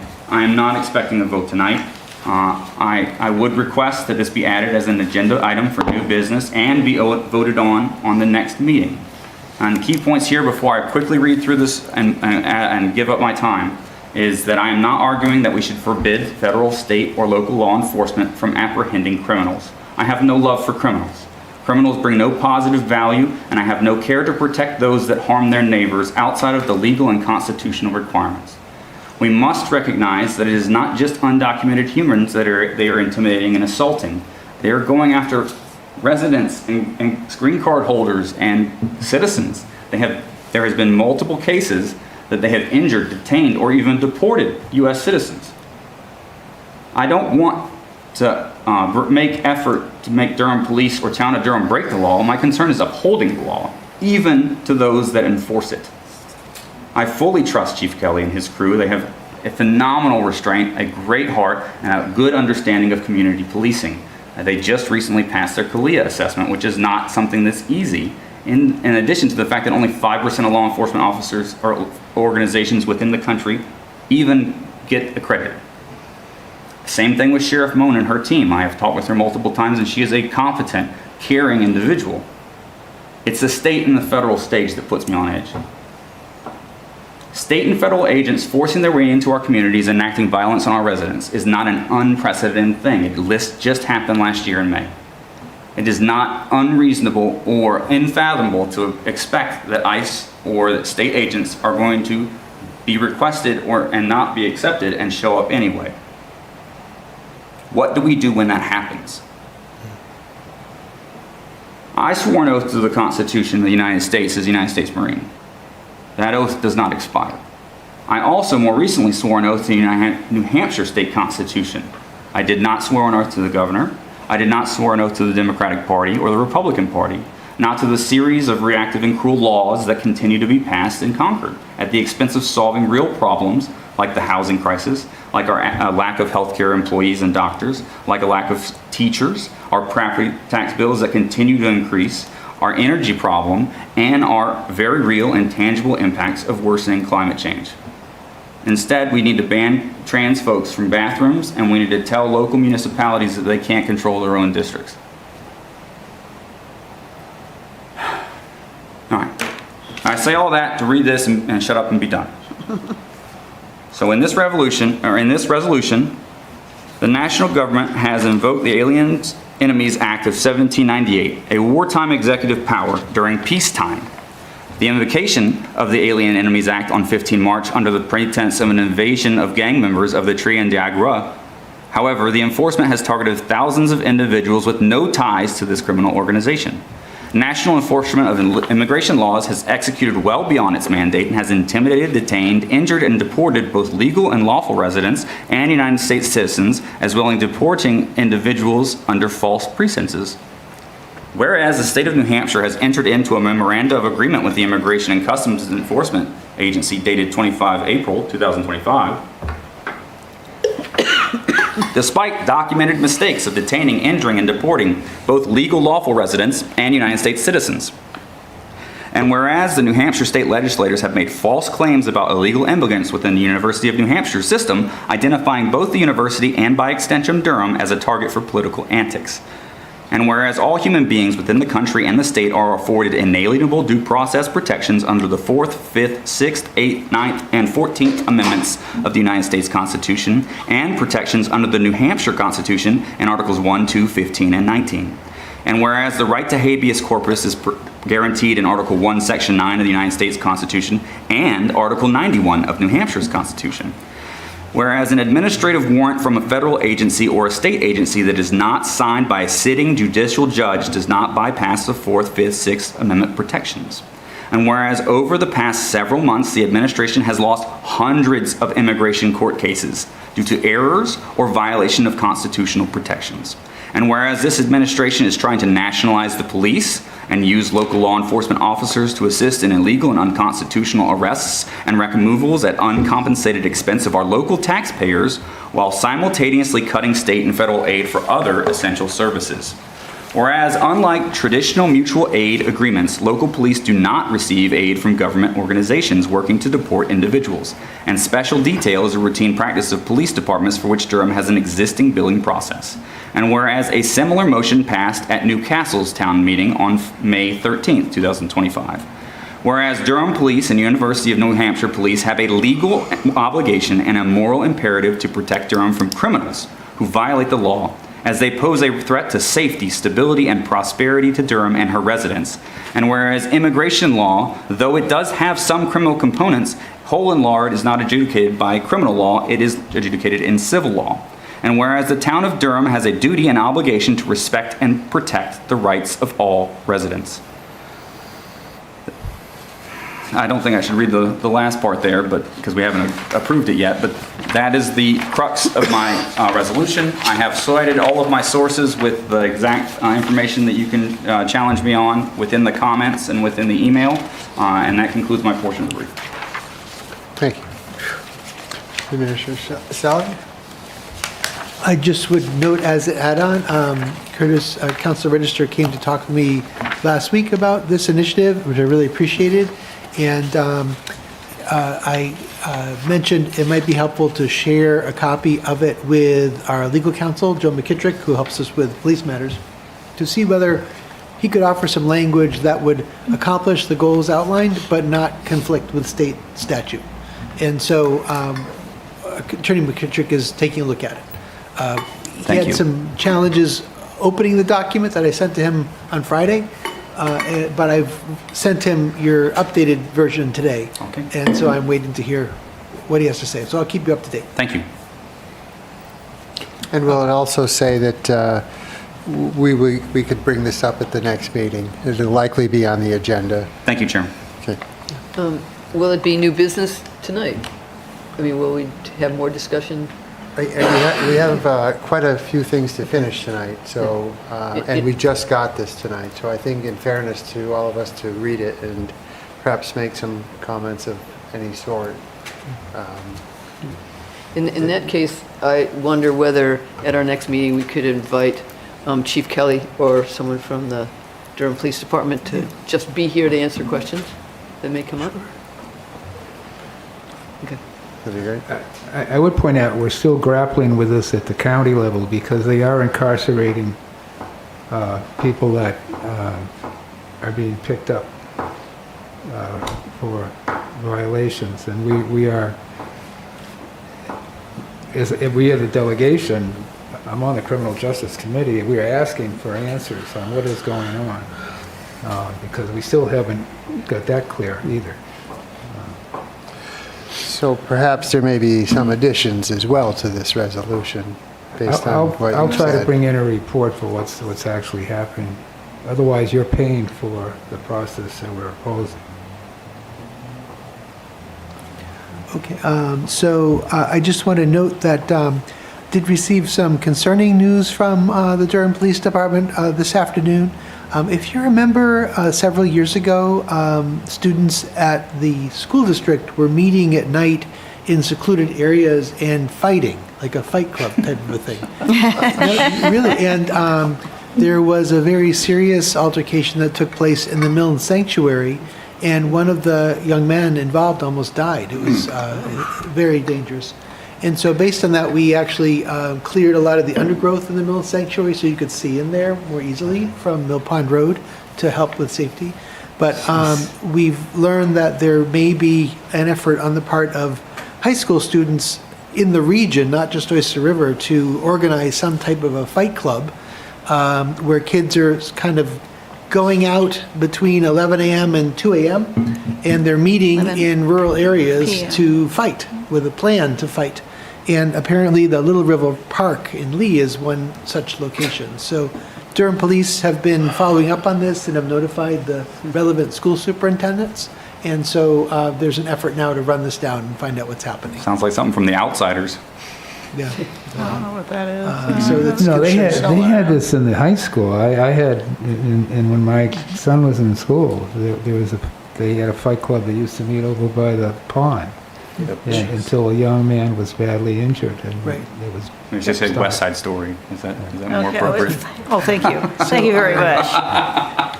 You're dead. Yeah, so I would just say, like, if you're a Durham person listening to this and you've got kids in high school, just be mindful where they're heading out late at night. It's worth asking. We did ban cell phones in schools, by the way, and a lot of this comes from this stuff that they see as fantasy becomes reality. Well, unfortunately, that's only during school hours. So the next item, I've provided the council with an email about this, but we have an issue out on Cedar Point Road where an abandoned section of docks/rafts has come up onto the shoreline in the vicinity of 2 and 5 and 7 Cedar Point Road. And we're working to effectuate a removal of that material because it's damaging the salt marsh. It's an awkward position or situation because we haven't yet had an individual take responsibility for it. We have an idea who it belongs to, and our code office is following up. But it's out technically of Durham's jurisdiction. It's in the Little Bay area, which is state jurisdiction, not town jurisdiction. And the state is really understaffed and has limited capabilities to address it. So short of just leaving it there and letting it continue to erode and damage the salt marsh and just break up on its own, we're evaluating bringing in a crane to remove it, to lift it out of the sensitive area, put it onto our dump trucks and take care of it as bulky waste. And we're evaluating whether there's a way, if we can identify the owner, to hold the owner responsible financially, but that's a question mark at this time. But I just wanted to let you know we're working to address that. We've had a lot of expression of concern from Cedar Point Road residents about it, and they realize we're working to take swift action. So just to let you know. With House Bill 457 that resident Beth Olshansky mentioned earlier this evening, I was in touch with the New Hampshire Municipal Association last week on Thursday and Friday, and we're planning to reach out to a number of communities to craft a joint letter to the governor to encourage her to veto the bill. I don't know how that will play out, but just to let you know, it's not over yet. We're continuing to work on it. Also, just a note for the public record, the town did receive some correspondence earlier this spring from former town councilor, resident James Bubar, regarding some concerns he had about the water system. And just as you know, I've followed up in writing with Mr. Bubar. He has followed up again. And at this point in time, I'm not planning to devote a lot of additional time and energy to the topic because I just view it as sort of going down a rabbit hole and not having any productive resolution. But we will continue to evaluate the historical establishment of our water special revenue fund that we believe dates to like the 1940s or 50s. And when the business office staff have time, they're going to try to track down when those funds were established, under what statute, so we can get some better understanding of that. But if you would like to talk more about it, we can do so. There was a question about whether it might be possible to separate the Durham and UNH water systems, which is incredibly challenging because of the way they've been developed in synchronicity over time. I'm not even sure that's a word, over many generations. We do have, our staff don't believe it makes sense or is viable, or is in Durham's or the university's long-term interest, particularly Durham's. But if the council's interested in having that evaluated further, we do have a proposal for $8,500 to take an initial look at it. Again, I don't recommend the expenditure, but if the council is serious about looking at that further, we could engage them. So I just wanted to, again, publicly bring that on the table. Do you want to comment on that now, or you want to have it as a discussion point? Sure. Could I just finish? Let me just run through the updates. The Integrated Waste Management Advisory Committee has applied for a grant for composting. Can't remember if you said it already. I'm sorry. Yes, that's fine. That's great. And Farmers Market today, Council Register mentioned this. They had a good day today, good weather, and I stopped up there at 5:30, and one of the farmers was almost out of produce. So that's good. That's a good sign. Nice. So, thank you. Yeah. So the one thing I haven't actually reread anything on the whole issue of the water treatment plant. And to me, obviously there was a lot of investment made in it. So even if it's under capacity, the running of that certainly allows the city of Durham not to have any issues with water in the summer. whereas every town around us has had in the last 5 years several do not water conservation efforts due to the fact that they have shortages. They don't have the supply that we're able to enjoy. I think the one thing that I saw, and I was probably not paying attention to it a couple years ago, is that we did have the rate go up several dollars all in one lump, so that we're at this rate now at the $10 or whatever, whereas say 3 years ago it was at $7. So I think in the whole budgeting of that, what are we doing, how do we determine what the costs are to the water users, I guess I would like to see a little bit more about what I might have missed during the budget, what did I do to not be aware of how much oversight we see in terms of the charges of that when it gets changed for everybody that has public water. But I love having too much water. And I think that you've got the sunk costs into a perfectly good plant. It's there. Right, that the university paid for 100%. So I would just note, in around 2016, when we renegotiated that agreement, we intentionally, and this was the town team was myself, Gail Jablonski, our business manager, then Public Works Director Mike Lynch, Cardin Welch, who was on the council, Jim Lawson, who was on the council, and Feroz Katrick, who was on the council. All three of them are very tough negotiators. And we felt strongly that moving toward a combined system that operates as a single system was in the town and the university's best interest, particularly the town's best interest. And that's why we structured things the way we did.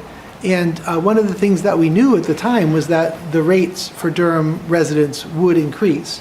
But what Durham gained was that sustainability over time, that we'd be able to continue to have water supply for 50 years as the university would. And through a lot of good planning with the Spruce Hole, our rechargeable aquifer there, and a source on the Oyster River, the Lambert River, the Lee Well, with all those sources, it really gave us an incredibly resilient system, which was important to have.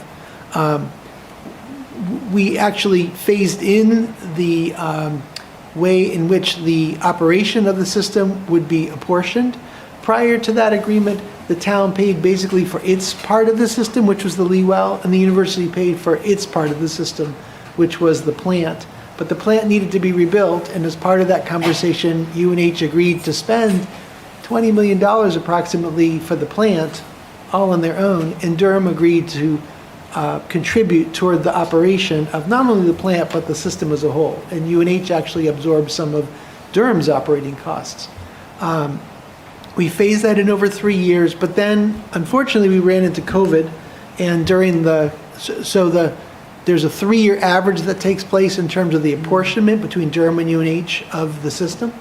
And when we entered the COVID period of time, all of the students on campus were sent home, so the campus demand dropped to very little, and everyone who lives in Durham essentially was operating from home, so Durham consumption increased.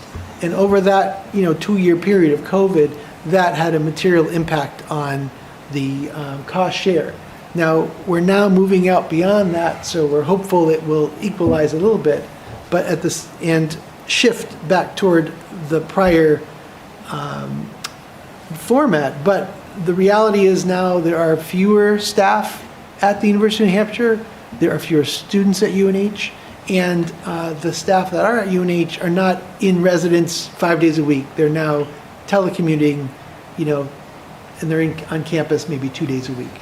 So they're just on campus less than they used to be. So that has impacted that cost share. The other challenge we have is that while UNH controls their entire system and can make strategic investments in it, Durham's system is comprised of 2,000 or so users' accounts, and we rely on residents and businesses to make conservation improvements to their properties, which happens as they make renovations, but it's much slower. So UNH is able to make strategic investments to decrease their demand, and it's harder for Durham to do that, other than our municipal facilities. Now, one thing that we have been looking at is meters. Are the meters running accurately? And UNH has had some work done to evaluate that. They reported back that the meters are running on campus effectively, but we have asked them for documentation of that. And UNH they've been very busy with many things. They're in the process, we understand, of preparing that for us. So we're waiting for that information. So that's a little bit of background, and at an appropriate juncture, it might make sense to revisit that cost share. I would just state that this is not the time to do that with the University of New Hampshire. They are in a cash negative position. No, I don't so disagree. the timing is poor. I guess say is that when the budgets and the cost for the water, and then the whole calculation is made, do we have that in our grasp to be able to audit the information? I'm assuming they're providing it to us, and that we're not just taking it carte blanche. I mean, that's one thing, and I remember that talking about the fact that our portion of the cost went up, and it went up for those 2 years, and I would have assumed that this year would have started to see a softening of that. And the question is yeah, everything's changed a little at UNH, but they also still were booked up in their dorms this last year, right, with the mandatory freshman, sophomore. So they shouldn't have been having that much of a reduction. Staff, how much water does the staff actually do, whether they're there 5 days or whatever?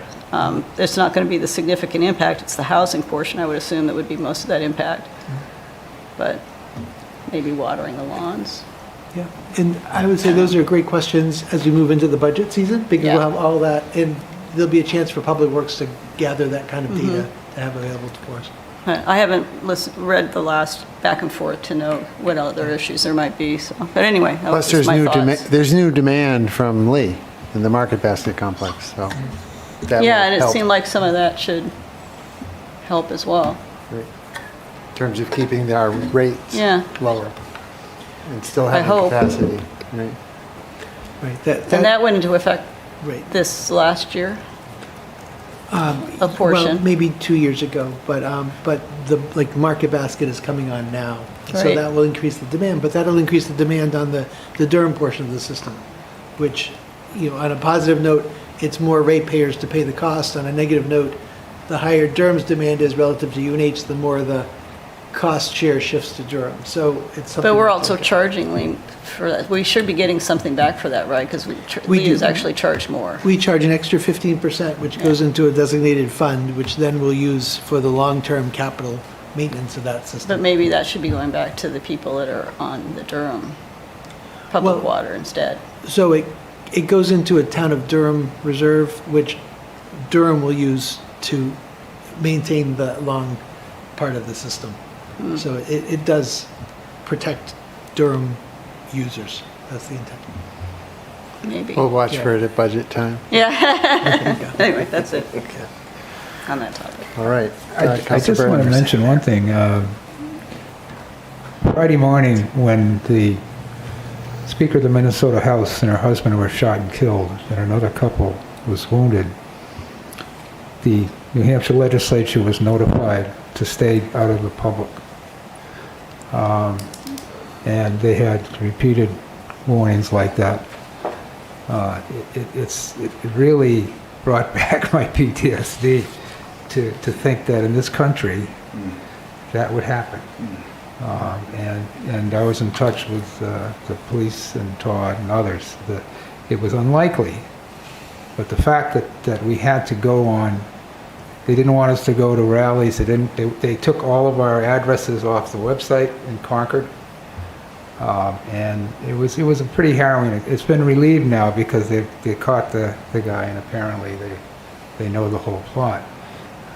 But that in this country, that could happen is a really frightening thing. And my heart goes out to the people in Minnesota.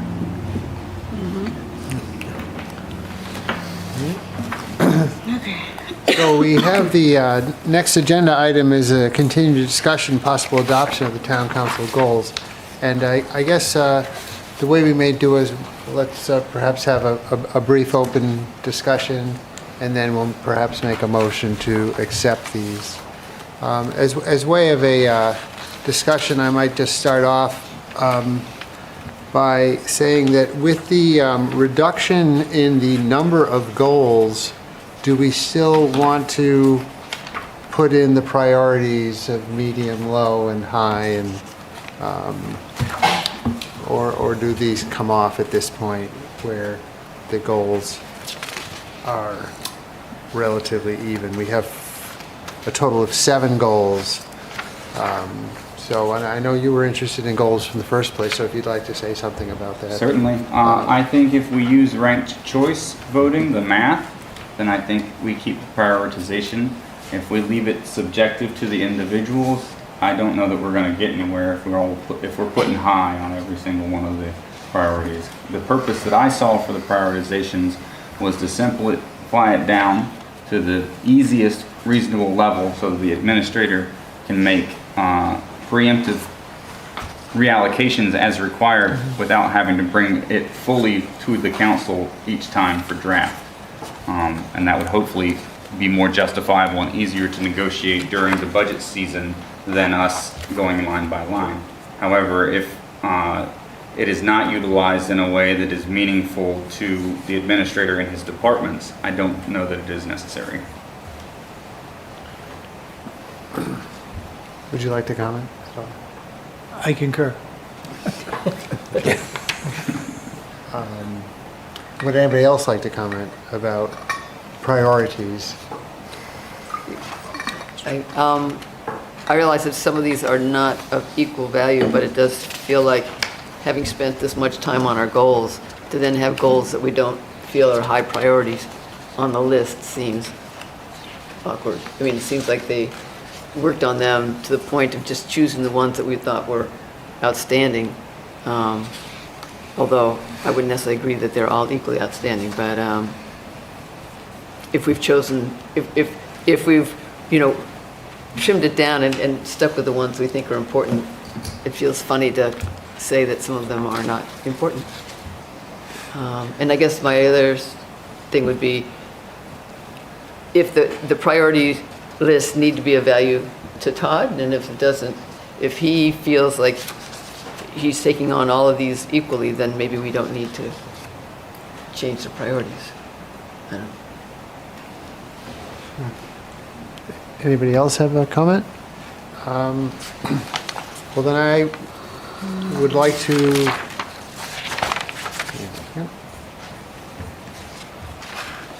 Well, so does that mean we want them or we don't want them? Because I just, we made some comments. So if we had 22 targeted actions that we have in all of these categories, so 22, I think if I counted right, which It's 22. is it 22? Okay, because my brain's a little funky.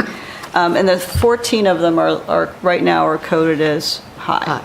So, it's a pretty big percentage. But again, I think that I made a comment on our last meeting that some of them are medium or lower because the one example I gave was like rec committee in the library. We know that that's just basically a statement of the fact that we value the things that they provide to the community. And they're on here because it's part of our values. But it's not high in terms of the need for action, because it's stuff that is set up in this pretty solid manner as long as we treat them fairly well during budget times.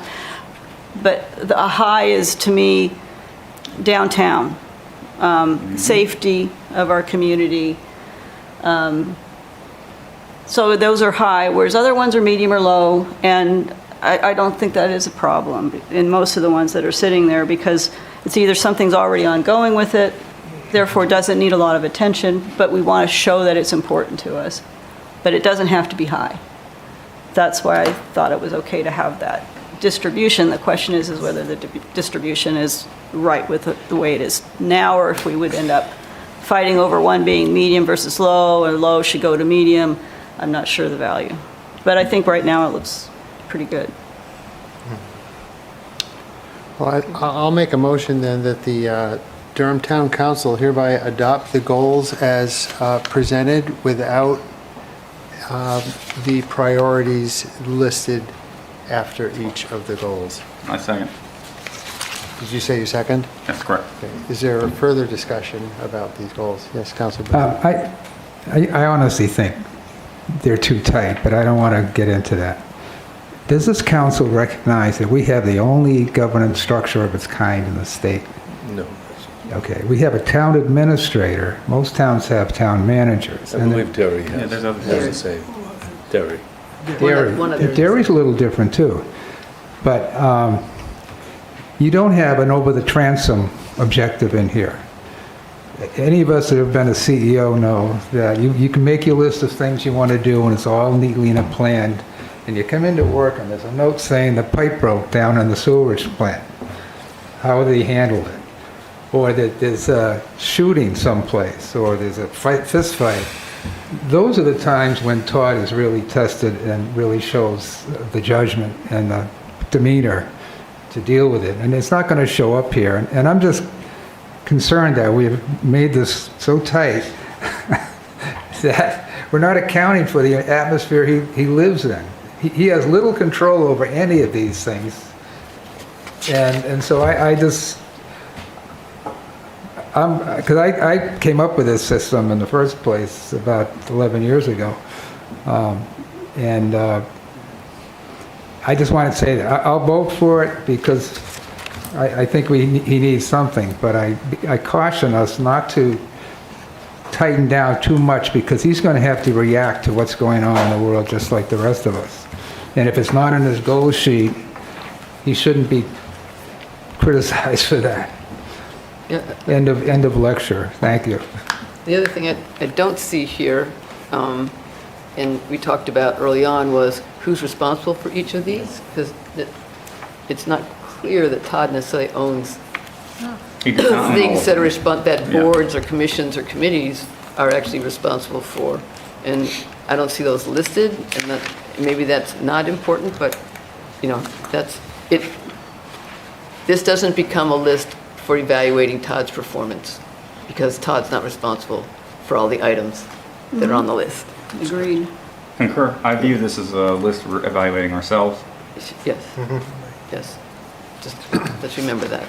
And I think that if we agree that these are the ones, and then we vote that these are them, that doesn't mean we don't just have another session where we actually talk more about them and what actions, or where do we want to sign it, and how do we want to monitor Certainly. it. If this is what we say is done, don't just put it in the drawer till 3 months from now, but to actually see that little fake drawer we have nowadays, that we don't pick that up and do exactly what you're saying, is really come up with some ideas of what and who. Yeah. Any other comments? Should we take a roll call vote then? Curtis Register, aye. Gerald Ford, aye. Wayne Burton, aye. Sally Nadell, aye. Joe Friedman, aye. Robin Vogt, aye. Heather Grant, aye. Thank you. Good work. Appreciate the comments. And we did it within maybe a par. It was 4 times last year. I think it was 4 times this year. On par. Not a stroke too over, right? That's right. I like that. So we have the minutes from the June 2nd, 2025. Someone like to make a motion to approve those minutes? I move that Durham Town Council does hereby approve the Town Council meeting minutes for June 2nd, 2025 as presented. Is there a second? I'll second it. Is there any discussion on that? Are everybody good? Councilor Grant? Heather Grant, aye.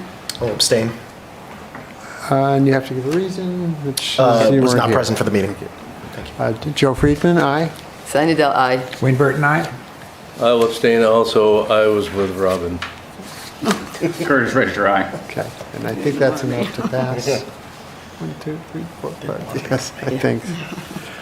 Very good. All right. Our next item, there are a couple of items coming up on zoning issues. The first of which is regarding the first reading,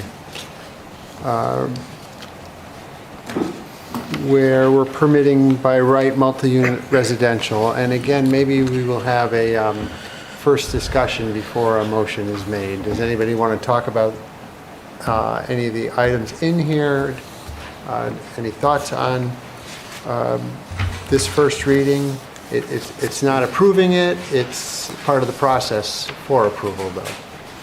We understand the planning board is recommending it, and I don't know if the planning, we see two members of the planning board and the housing task force are here, if they'd like to make any comments, or if people want them to make comments. I want to ask, I had an inquiry just before the meeting, and I couldn't answer it. And Lynn, you contacted me because you wanted to know what the effect on Bay State Road. Bayview Road, Bayview. And I didn't have an answer for her. Is that in the new B district, or the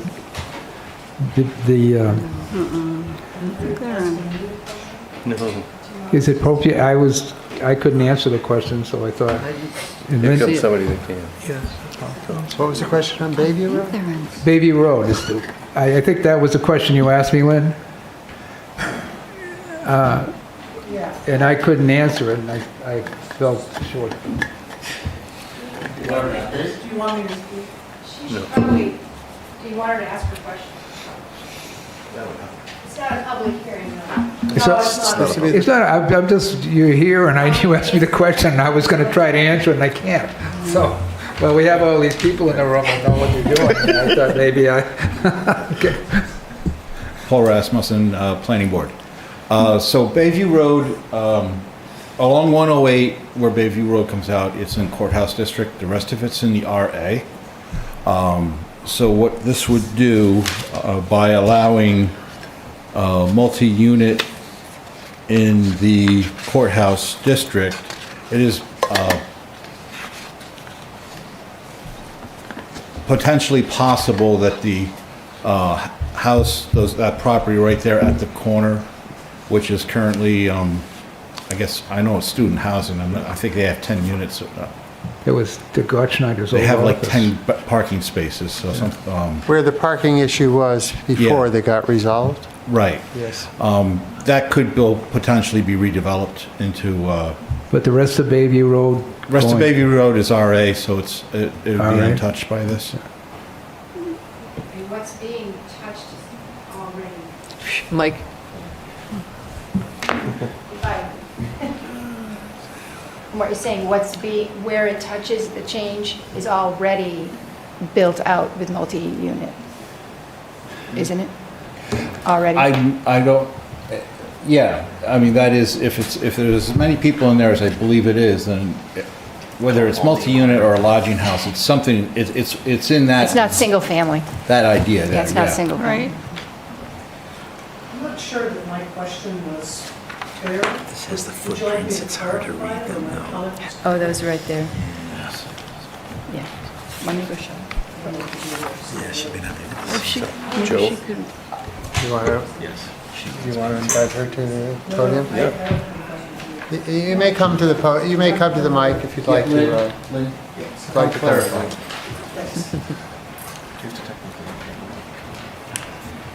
Sorry to cause confusion. I know you guys are busy. Thanks, Wayne, for bringing this up, or Councilor Burton.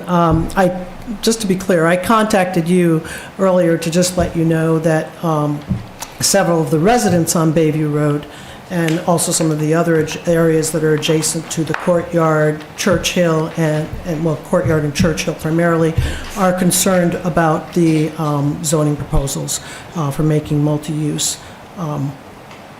by right in that area.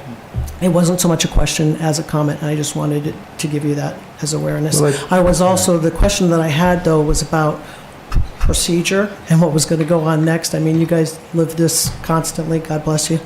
But the rest of us who do this as infrequently as possible don't know what the procedures are. So my question to you was more of like, what's going to happen next? Thank you. Well, if you're asking a question, other people are too, so I thought it would be good to answer your questions. You probably get them tonight. This motion is just to... This is for first reading, but there is more process before it becomes law. Proposal to put it as a public hearing later. But why don't you review briefly how it got here, because this is not the first meeting. Right. All right, so this is not rehearsed, I'm just going off of memory. So the council had established a few years ago a housing task force that was looking at the issue of housing. And those meetings were all public meetings, their notice, their minutes, et cetera, they televised them. The housing task force had a number of suggestions that they felt warranted the council's conversation around to see whether the council was interested in moving the initiatives forward. And two of them were the two measures that are on the agenda this evening. So the housing task force came, reps from the housing task force came. I think it was Sally Tobias and maybe Paul Rasmussen and probably Michael Barrett came and presented these ideas. And the council then initiated, after further discussion, public meeting, televised minutes, notice, to initiate a council-initiated zoning change.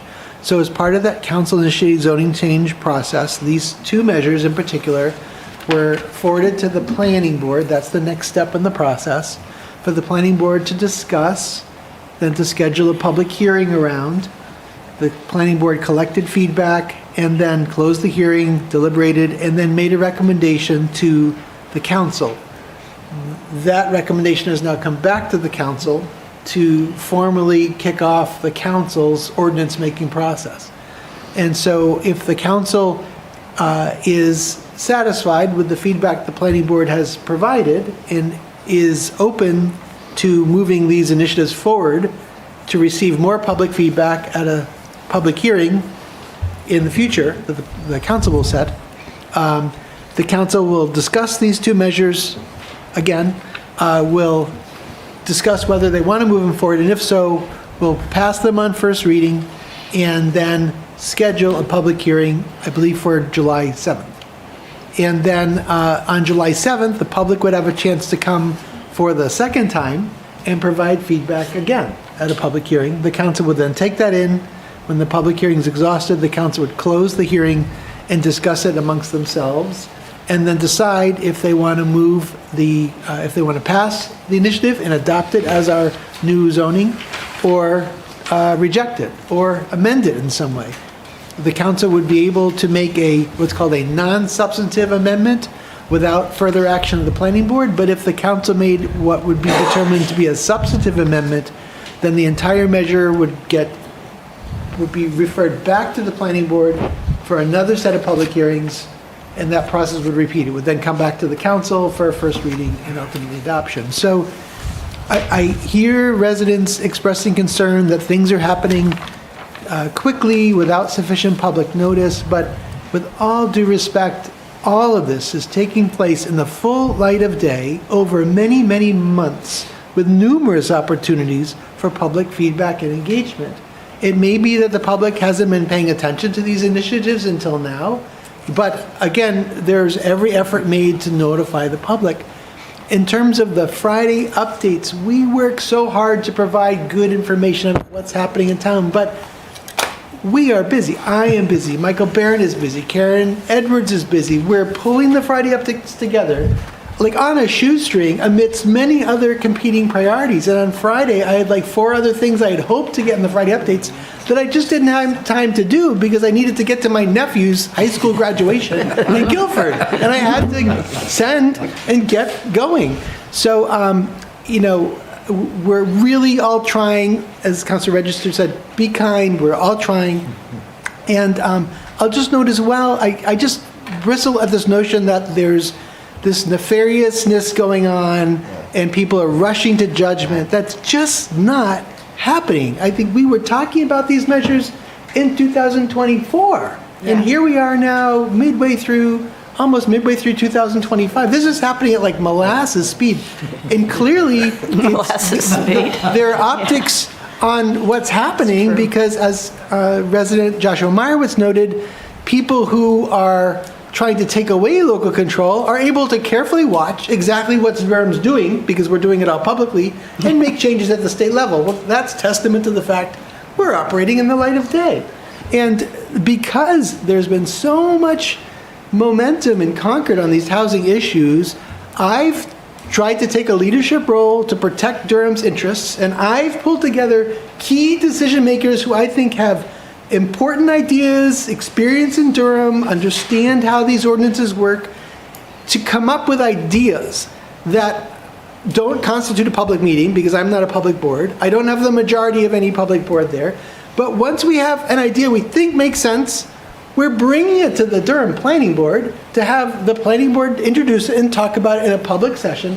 And then, if the Planning Board's interested in pursuing it, the public process starts. That's the process. And by the way, we're telling the public exactly who's at the meetings I'm convening and what exactly we're thinking about. So we're trying to be so public. So I just feel anyone who's saying this is a rush to judgment is just being disingenuous. They may not have followed it from the start.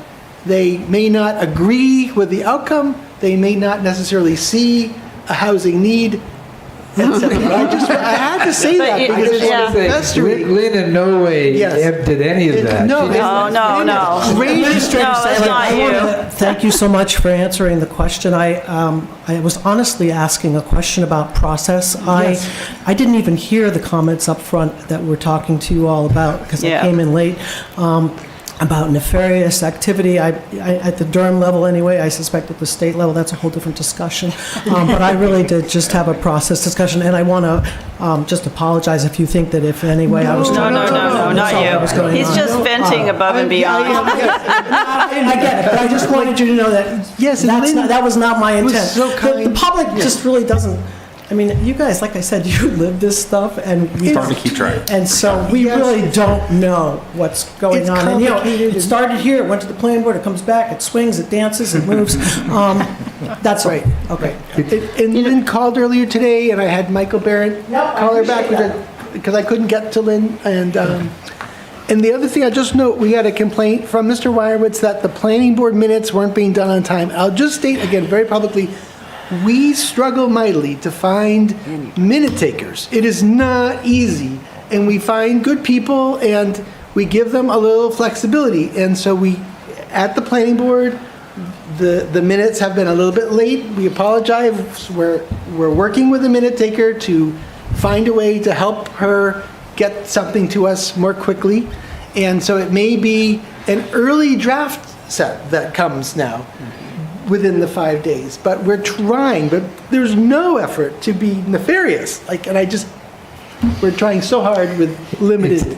It's axiomatic to public administration that people don't get interested until it's really close to them, and no matter what you do. And I kind of regret 13 years ago, I walked into your office and said, I had been doing this weekly bulletin, remember, to my college, and it seemed to be helpful. And maybe you ought to try doing a little personal note from you out to the citizenry of Durham. And so you started doing a little note. Well, all of a sudden now, it's going to be a newspaper pretty soon. Right. And it is a way for Todd and us, quite honestly, to influence the narrative that's going on in the town. And that's why it's important. But it does take now you've just loaded. It's beautiful the way you do it. But it's hard to collect all that information every week when you're doing everything else. So, but I do have a question for these two people, if I could. Does the passage of the elimination of the no more than 3 rule in any way affect what we might do going forward?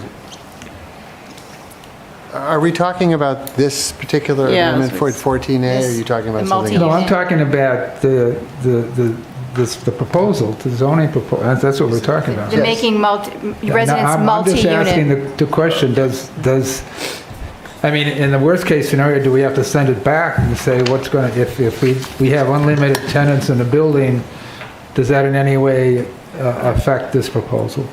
No, because this just has to do with multi-unit housing, and we don't, there's nothing in our multi-unit housing zones that limit number of bedrooms to an apartment. Other than fire code. Maximum 4 bedrooms and 2 bedrooms in central business, but that's it. And we don't have anything about number of people per bedroom or anything like that. Because we know that removal of that rule was backed by a Durham developer. I mean, he was quite public in that, which makes me think that for $2,000 a bed or something, that might change the... So, you wish my thoughts on where he came up with this idea? He has 3 and 4 bedroom houses, and he didn't like the idea of having to be limited to 5 people. Okay. And the multi-unit, making permitted, is most of the housing in these zones already are student housing facilities that are multi-unit facilities. They just happen to be housing college students. So they already are multi-unit. The difference is who's in it. So that's one of the reasons why, it's just that there's just a bunch of buildings that are non-compliant. This makes them compliant. They will probably still continue to house students, but maybe if they plan to change it over to something else, it would be easier for them to do it. Yeah, as a comment on that, just to piggyback that.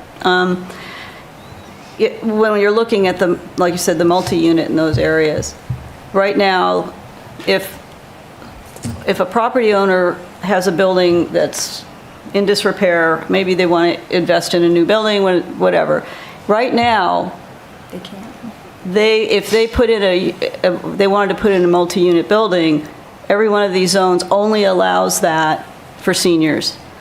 So adding the approval to have multi-unit in the PO, courthouse, and Churchill, thank you. I can never remember all 3 at once. Just says that if we have the chance to reconfigure all of these zones, that we have a chance of putting somebody in that unit that's under 55. And I think that that's a good thing. And over 20. And over 20, yeah, and over 25 maybe. So I think that's a minor correction in terms of this. And in these areas, all of them have a majority of multi-unit housing already. It's just a matter of allowing it to be for all human beings in the community. So I think the first reading here, if we go through and look a little bit at what those changes are, the first is that minor correction of the CB1 and CB2, and then adding the multi-unit for all, basically, in the other 3. The 3 unrelated would be more geared toward single-family homes and being able to rent to. I mean, I priced it out, I thought of it with the information about the bill passing at the New Hampshire. I got on a rampage with my husband and said, look what we could do. This is ridiculous. We could make about almost 10 grand a month on our house because we turn 2 bedrooms here, 2 beds here, It's ridiculous how much a property owner could make with that. So it is kind of frightening. You know, the odd thing about it is we've had a whole bunch of student housing owners say how much students no longer want to share rooms. They don't want to share rooms, yeah. So whether this impacts us or not, I find to be... This particular thing will not cause that disruptive housing. As a matter of fact, this is multi-unit. It will be managed as what's there now is managed, and managed buildings usually means a common room. And we are working right now, we will probably wrap it up at our next meeting, an amendment that would deal with removing the student references and things like that, and bringing in the replacement. Okay, thank you. Councilor Grant, do you want to make the motion? Yes, so here in new business, in item A, first reading on ordinance number 2025-07, amending chapter 175, zoning article, what is that, 7.1, use and dimensional standards, section 175-53, table of uses, and the section 17554, table of dimensions, to separate CB1 and CB2 in the tables, and to permit the right multi-unit residential. I think we moved that we set the public hearing. Are you interrupting me for? No, it just kind of segued from one motion. Oh, do you want? The CBD2 has already been established. Yeah, this is actually fixing the table of uses. for those Yeah, two we- within that same. On your table of use, on our present table of use, we just have one for CB. And so they're squished, right now what you're doing is squishing CB1 and CB2 in on the same line. It's very confusing. So we're recommending that you have one line that says Central Business 1 and another line that says Central Business 2, because there are differences in it, and it could be very confusing if someone looks at that squishy and. Yeah, no, it's just the motion I thought we were going to do first was Yes. 14A, which is. We are. That's Um, that's the intent. I'm sorry. It's 14A, the intent on that was, 14A is to permit by right multi-unit residential, and 14B on the agenda is the one on the CBD too. I think there's a little That's not bit of. 14A both. also has a change in the table of uses. They're together. Yes. Where right now, the table of uses, so one has a single column for both CB1 and CB2 Yes. combined, Right. and Yep. we're splitting that out. Yep. Excuse me, Counselor Gann, go ahead and finish. Oh, on A? Yes. Okay. And permit by right multi-unit residential and POCH and C zoning districts, and set a public hearing for Monday, July 7th, 2025. Is there a second? I'll second. Is there further discussion? I think when she gave read the motion, she said Article 7.1, it's actually 12.1. 12.1. Thank you. I didn't get the V versus the X, thank you. With that change. So, Counselor Register. Curtis Frazier, aye. Darrell Ford, aye. Wayne Burton, aye. Sunny Dell, aye. Joe Friedman, aye. Robin vote aye. Heather Grant, aye. So that is passed. And now we have 14B, also a zoning amendment, first reading. Does anybody want to talk about this further before we make a motion? Yeah, so the planning board did recommend that we, to leave this as is, coming back to you, but we also had a follow-up recommendation. And I want to just make sure that that was correctly passed along. With regards, right now, fifth story is allowed by conditional use, and that's not changing. What the planning board really would like to do to see that go away in the near future. But we believe that would be, the best way to do that would be to have a subcommittee, perhaps of members of the town council and members of the planning board, pre-identify properties in the CB1 zone that would be approved for a fifth level. So it'd be sort of reversing, just like right now we have certain zones that are limited to 3, it would be doing the same thing but saying these are actually allowed for 5, and you wouldn't have to go through the conditional use process. But that's not in front of us today. That is not in front of you today. This is the first change. Though, in the council communication. Okay. Is there any other conversation about this? Well, one of the concerns I've heard from a few residents who've, I know, already come to the planning board to express their concern is they don't understand the context in which A and now B are being moved forward. And I was hopeful maybe one of you could touch upon that briefly to try to put these measures into a broader perspective. We see these as part of your downtown rejuvenation efforts. The businesses downtown are struggling due to lack of clientele that are year-round. And the easiest way to get year-round clientele is to have year-round residents right there within walking distance. And so that is really a lot of the impetus behind a lot of the reasoning behind these two sets right here is to be able to encourage developers, make it easy for developers to say, oh, if I bring a project to you, I know it can work, right? So by making things permitted by right and avoiding conditional use, that makes it easier to pencil out a project. It makes it more, when they talk to the banks are going to say, oh, okay, You're not going to get hung up for years by the Durham Planning Board, and things like that. And there are some significantly underdeveloped areas that are very old, very dated, and in dire need. And their value, their assessed value is far lower than the potential of what assessed value you could gain from a developed. And Todd, if you'll remember, a few years ago, I think it was definitely before COVID, when the four guys, remember the Petrovich's, German House of Pizza, Roger Kenny Hayden. Young, Roger Hayden, and Jay Michaels, that whole main strip that looks out onto a wide open area. They brought to the town an idea. Roger Hayden still has that plan. He's using it for investors that are coming because his property is on the market. And that was a 4-story redevelopment.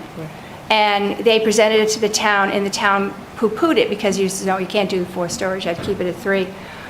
And unfortunately, if we had a little bit more foresight at that time, that entire area would be redeveloped now at a much cheaper price per square foot than what they are looking at. It's more than doubled now from what they're looking at it.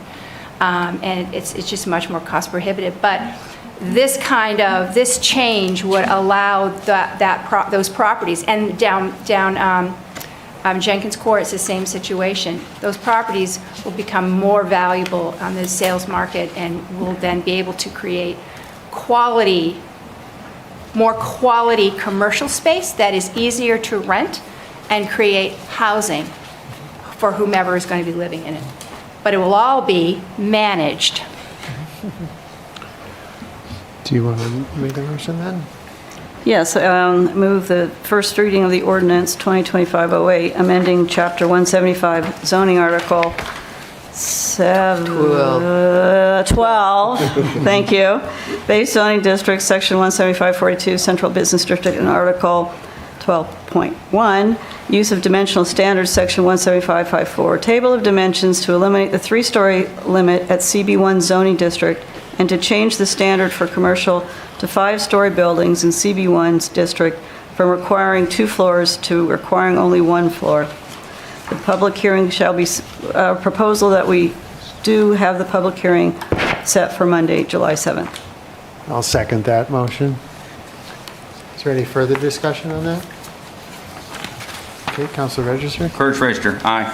Darrell Ford, aye. Wayne Burton, aye. Sally Nadell, aye. Joe Friedman, aye. Robin Vogt, aye. Heather Grant, aye. Thank you. I think these are excellent changes and get the town ready for its future. I believe the last item on the agenda, discussion possible approval of relocation of a portion of the easement right-of-way known as Stone Quarry Drive for the Riverwoods project and authorizing the administrator to sign all associated documents. I would like to recuse myself because I am a future Riverwoods resident. So. Okay. Well, that doesn't disqualify you. You have an opinion. I do, but I don't. I'll go ahead and make a motion that but I haven't applied yet. Oh, jeez. I will make the motion that the Durham Town Council hereby approves the relocation of a portion of the easement right-of-way known as Stone Quarry Drive to the Riverwoods project and authorize the administrator to sign all associated documents. Is there a second? Second that. Thank you. Is there any discussion about this? Just real quick, I think this will be a good for the Department of Public Works. I mean, isn't that a hard curve for all those trucks and stuff going around? Yeah, we think there's a mutual benefit to the relocation of the curb, the change in the roadway. It will, we believe, to reduce a little risk Yeah. to the drivers. slow things down, increase visibility, and the project as a whole will create a lot of very positive benefits. One will be a walkway on Riverwoods property, which would allow residents of Riverwoods who currently are walking out on Stone Quarry Drive to be on the sidewalk, which would be very helpful.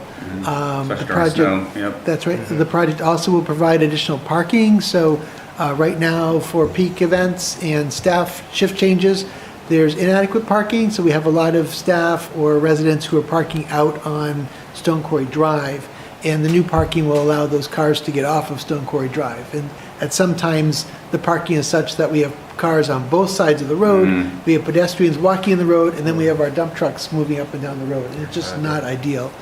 And so we've taken some time. Attorney Christopher Bolt is with us, representing Riverwoods, and Darcy Freer is here as well, the town assessor. And we've entered into conversations with Riverwoods to address a host of issues involving and surrounding the redevelopment. But the first is really, and the easiest is really, the relocation of the roadway, which we think is in our common interest. And we have mutually arrived at what we believe is a fair compensation, which is just under $70,000, because it involves a land swap and easement swap. And Durham would be transferring to Riverwoods some easement area in excess of what we'd be gaining from Riverwoods as part of the swap. And the per acreage, per square foot cost has been calculated, and that number is, again, just under $70,000. So I would strongly recommend we move forward with this. It facilitates the development being able to move forward. Is that, I seem to remember discussions about extending the line, the water line, or sewer line? Right, so, yeah.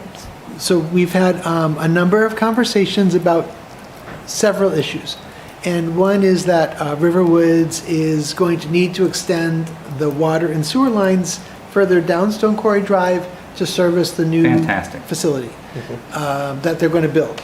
And as we were talking about the relocation of the road, we weren't sure whether it made more sense to talk about a cash payment, which ultimately we felt was the best option, versus an in-kind contribution, which would be potentially Riverwoods extending the water and sewer line beyond where they would need it for their project, all the way to the town's property boundary, and capping it there, so that Durham Public Works at some point could potentially connect into it. Because right now, Public Works is on bottled water and a well that's not potable, and a septic system.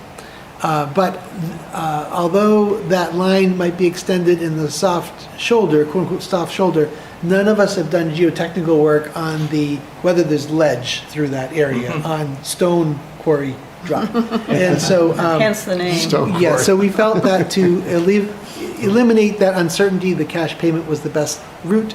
But what Riverwoods has agreed to do is to provide essentially a connection point for both water and sewer at the boundary of their project. And that would allow the town at option, if we wanted to connect right into that. So that would be a benefit. Okay, Councilor thanks. Forgive me if I'm wrong, this is tangential, and I'm very supportive of this, particularly with the extension of a potential reservoir and city water to the Durham Public Works, as well as reducing the risk to our operators and the pedestrians on that route. Yet, don't we find the Durham PD is in a similar situation? Yes, but that would I know. I'm just represent a significant further extension. significant. Yes. Has nothing to do with Riverwoods. I just Right. would express my support for other endeavors that would Yes. aid that as well. Yes. Any other discussion? Wait a minute. Yes, I don't know what he's referring to. Sorry, Durham Police is on septic and non-potable water as well. They're on bottled water. There's no... Yeah, they have the nasty, super white water. So there's no water or sewer on... It ends right there. It ends at Stone Quarry Drive. Okay. There's another, the nearest water connection is at the corner of Canny and Baghdad, but it's, there's a lot of ledge getting there. That's all ledge, I know, yeah. Yeah. I blasted some of it. All right, we'll take a vote. Councilor Grant? Heather Grant, aye. Robin Vogt, aye. Joe Friedman, aye. Wayne Burton, aye. Darrell Ford, aye. Curtis Fraser, aye. Very good. Thank you. Thank you much. I think we should Have a good evening. Thanks, Darcy. See you in the year. drive carefully. This concludes the agenda in front of us. Don't sleep tonight. By tradition, if somebody would like to make a motion, final motion for today. Don't have to, but if you'd like. I'll just note, my sabbatical begins on Monday, so I'll be here through Friday, and then Gail Jablonski will be your acting administrator for 6 weeks. We'll try not to burn the town down without you. Yeah, leave this thing home. No, good luck with that. That's exactly. Make a motion to adjourn. Second, a show of hands. Thank you. We are adjourned. That's a miracle. Did I crowd you out? No.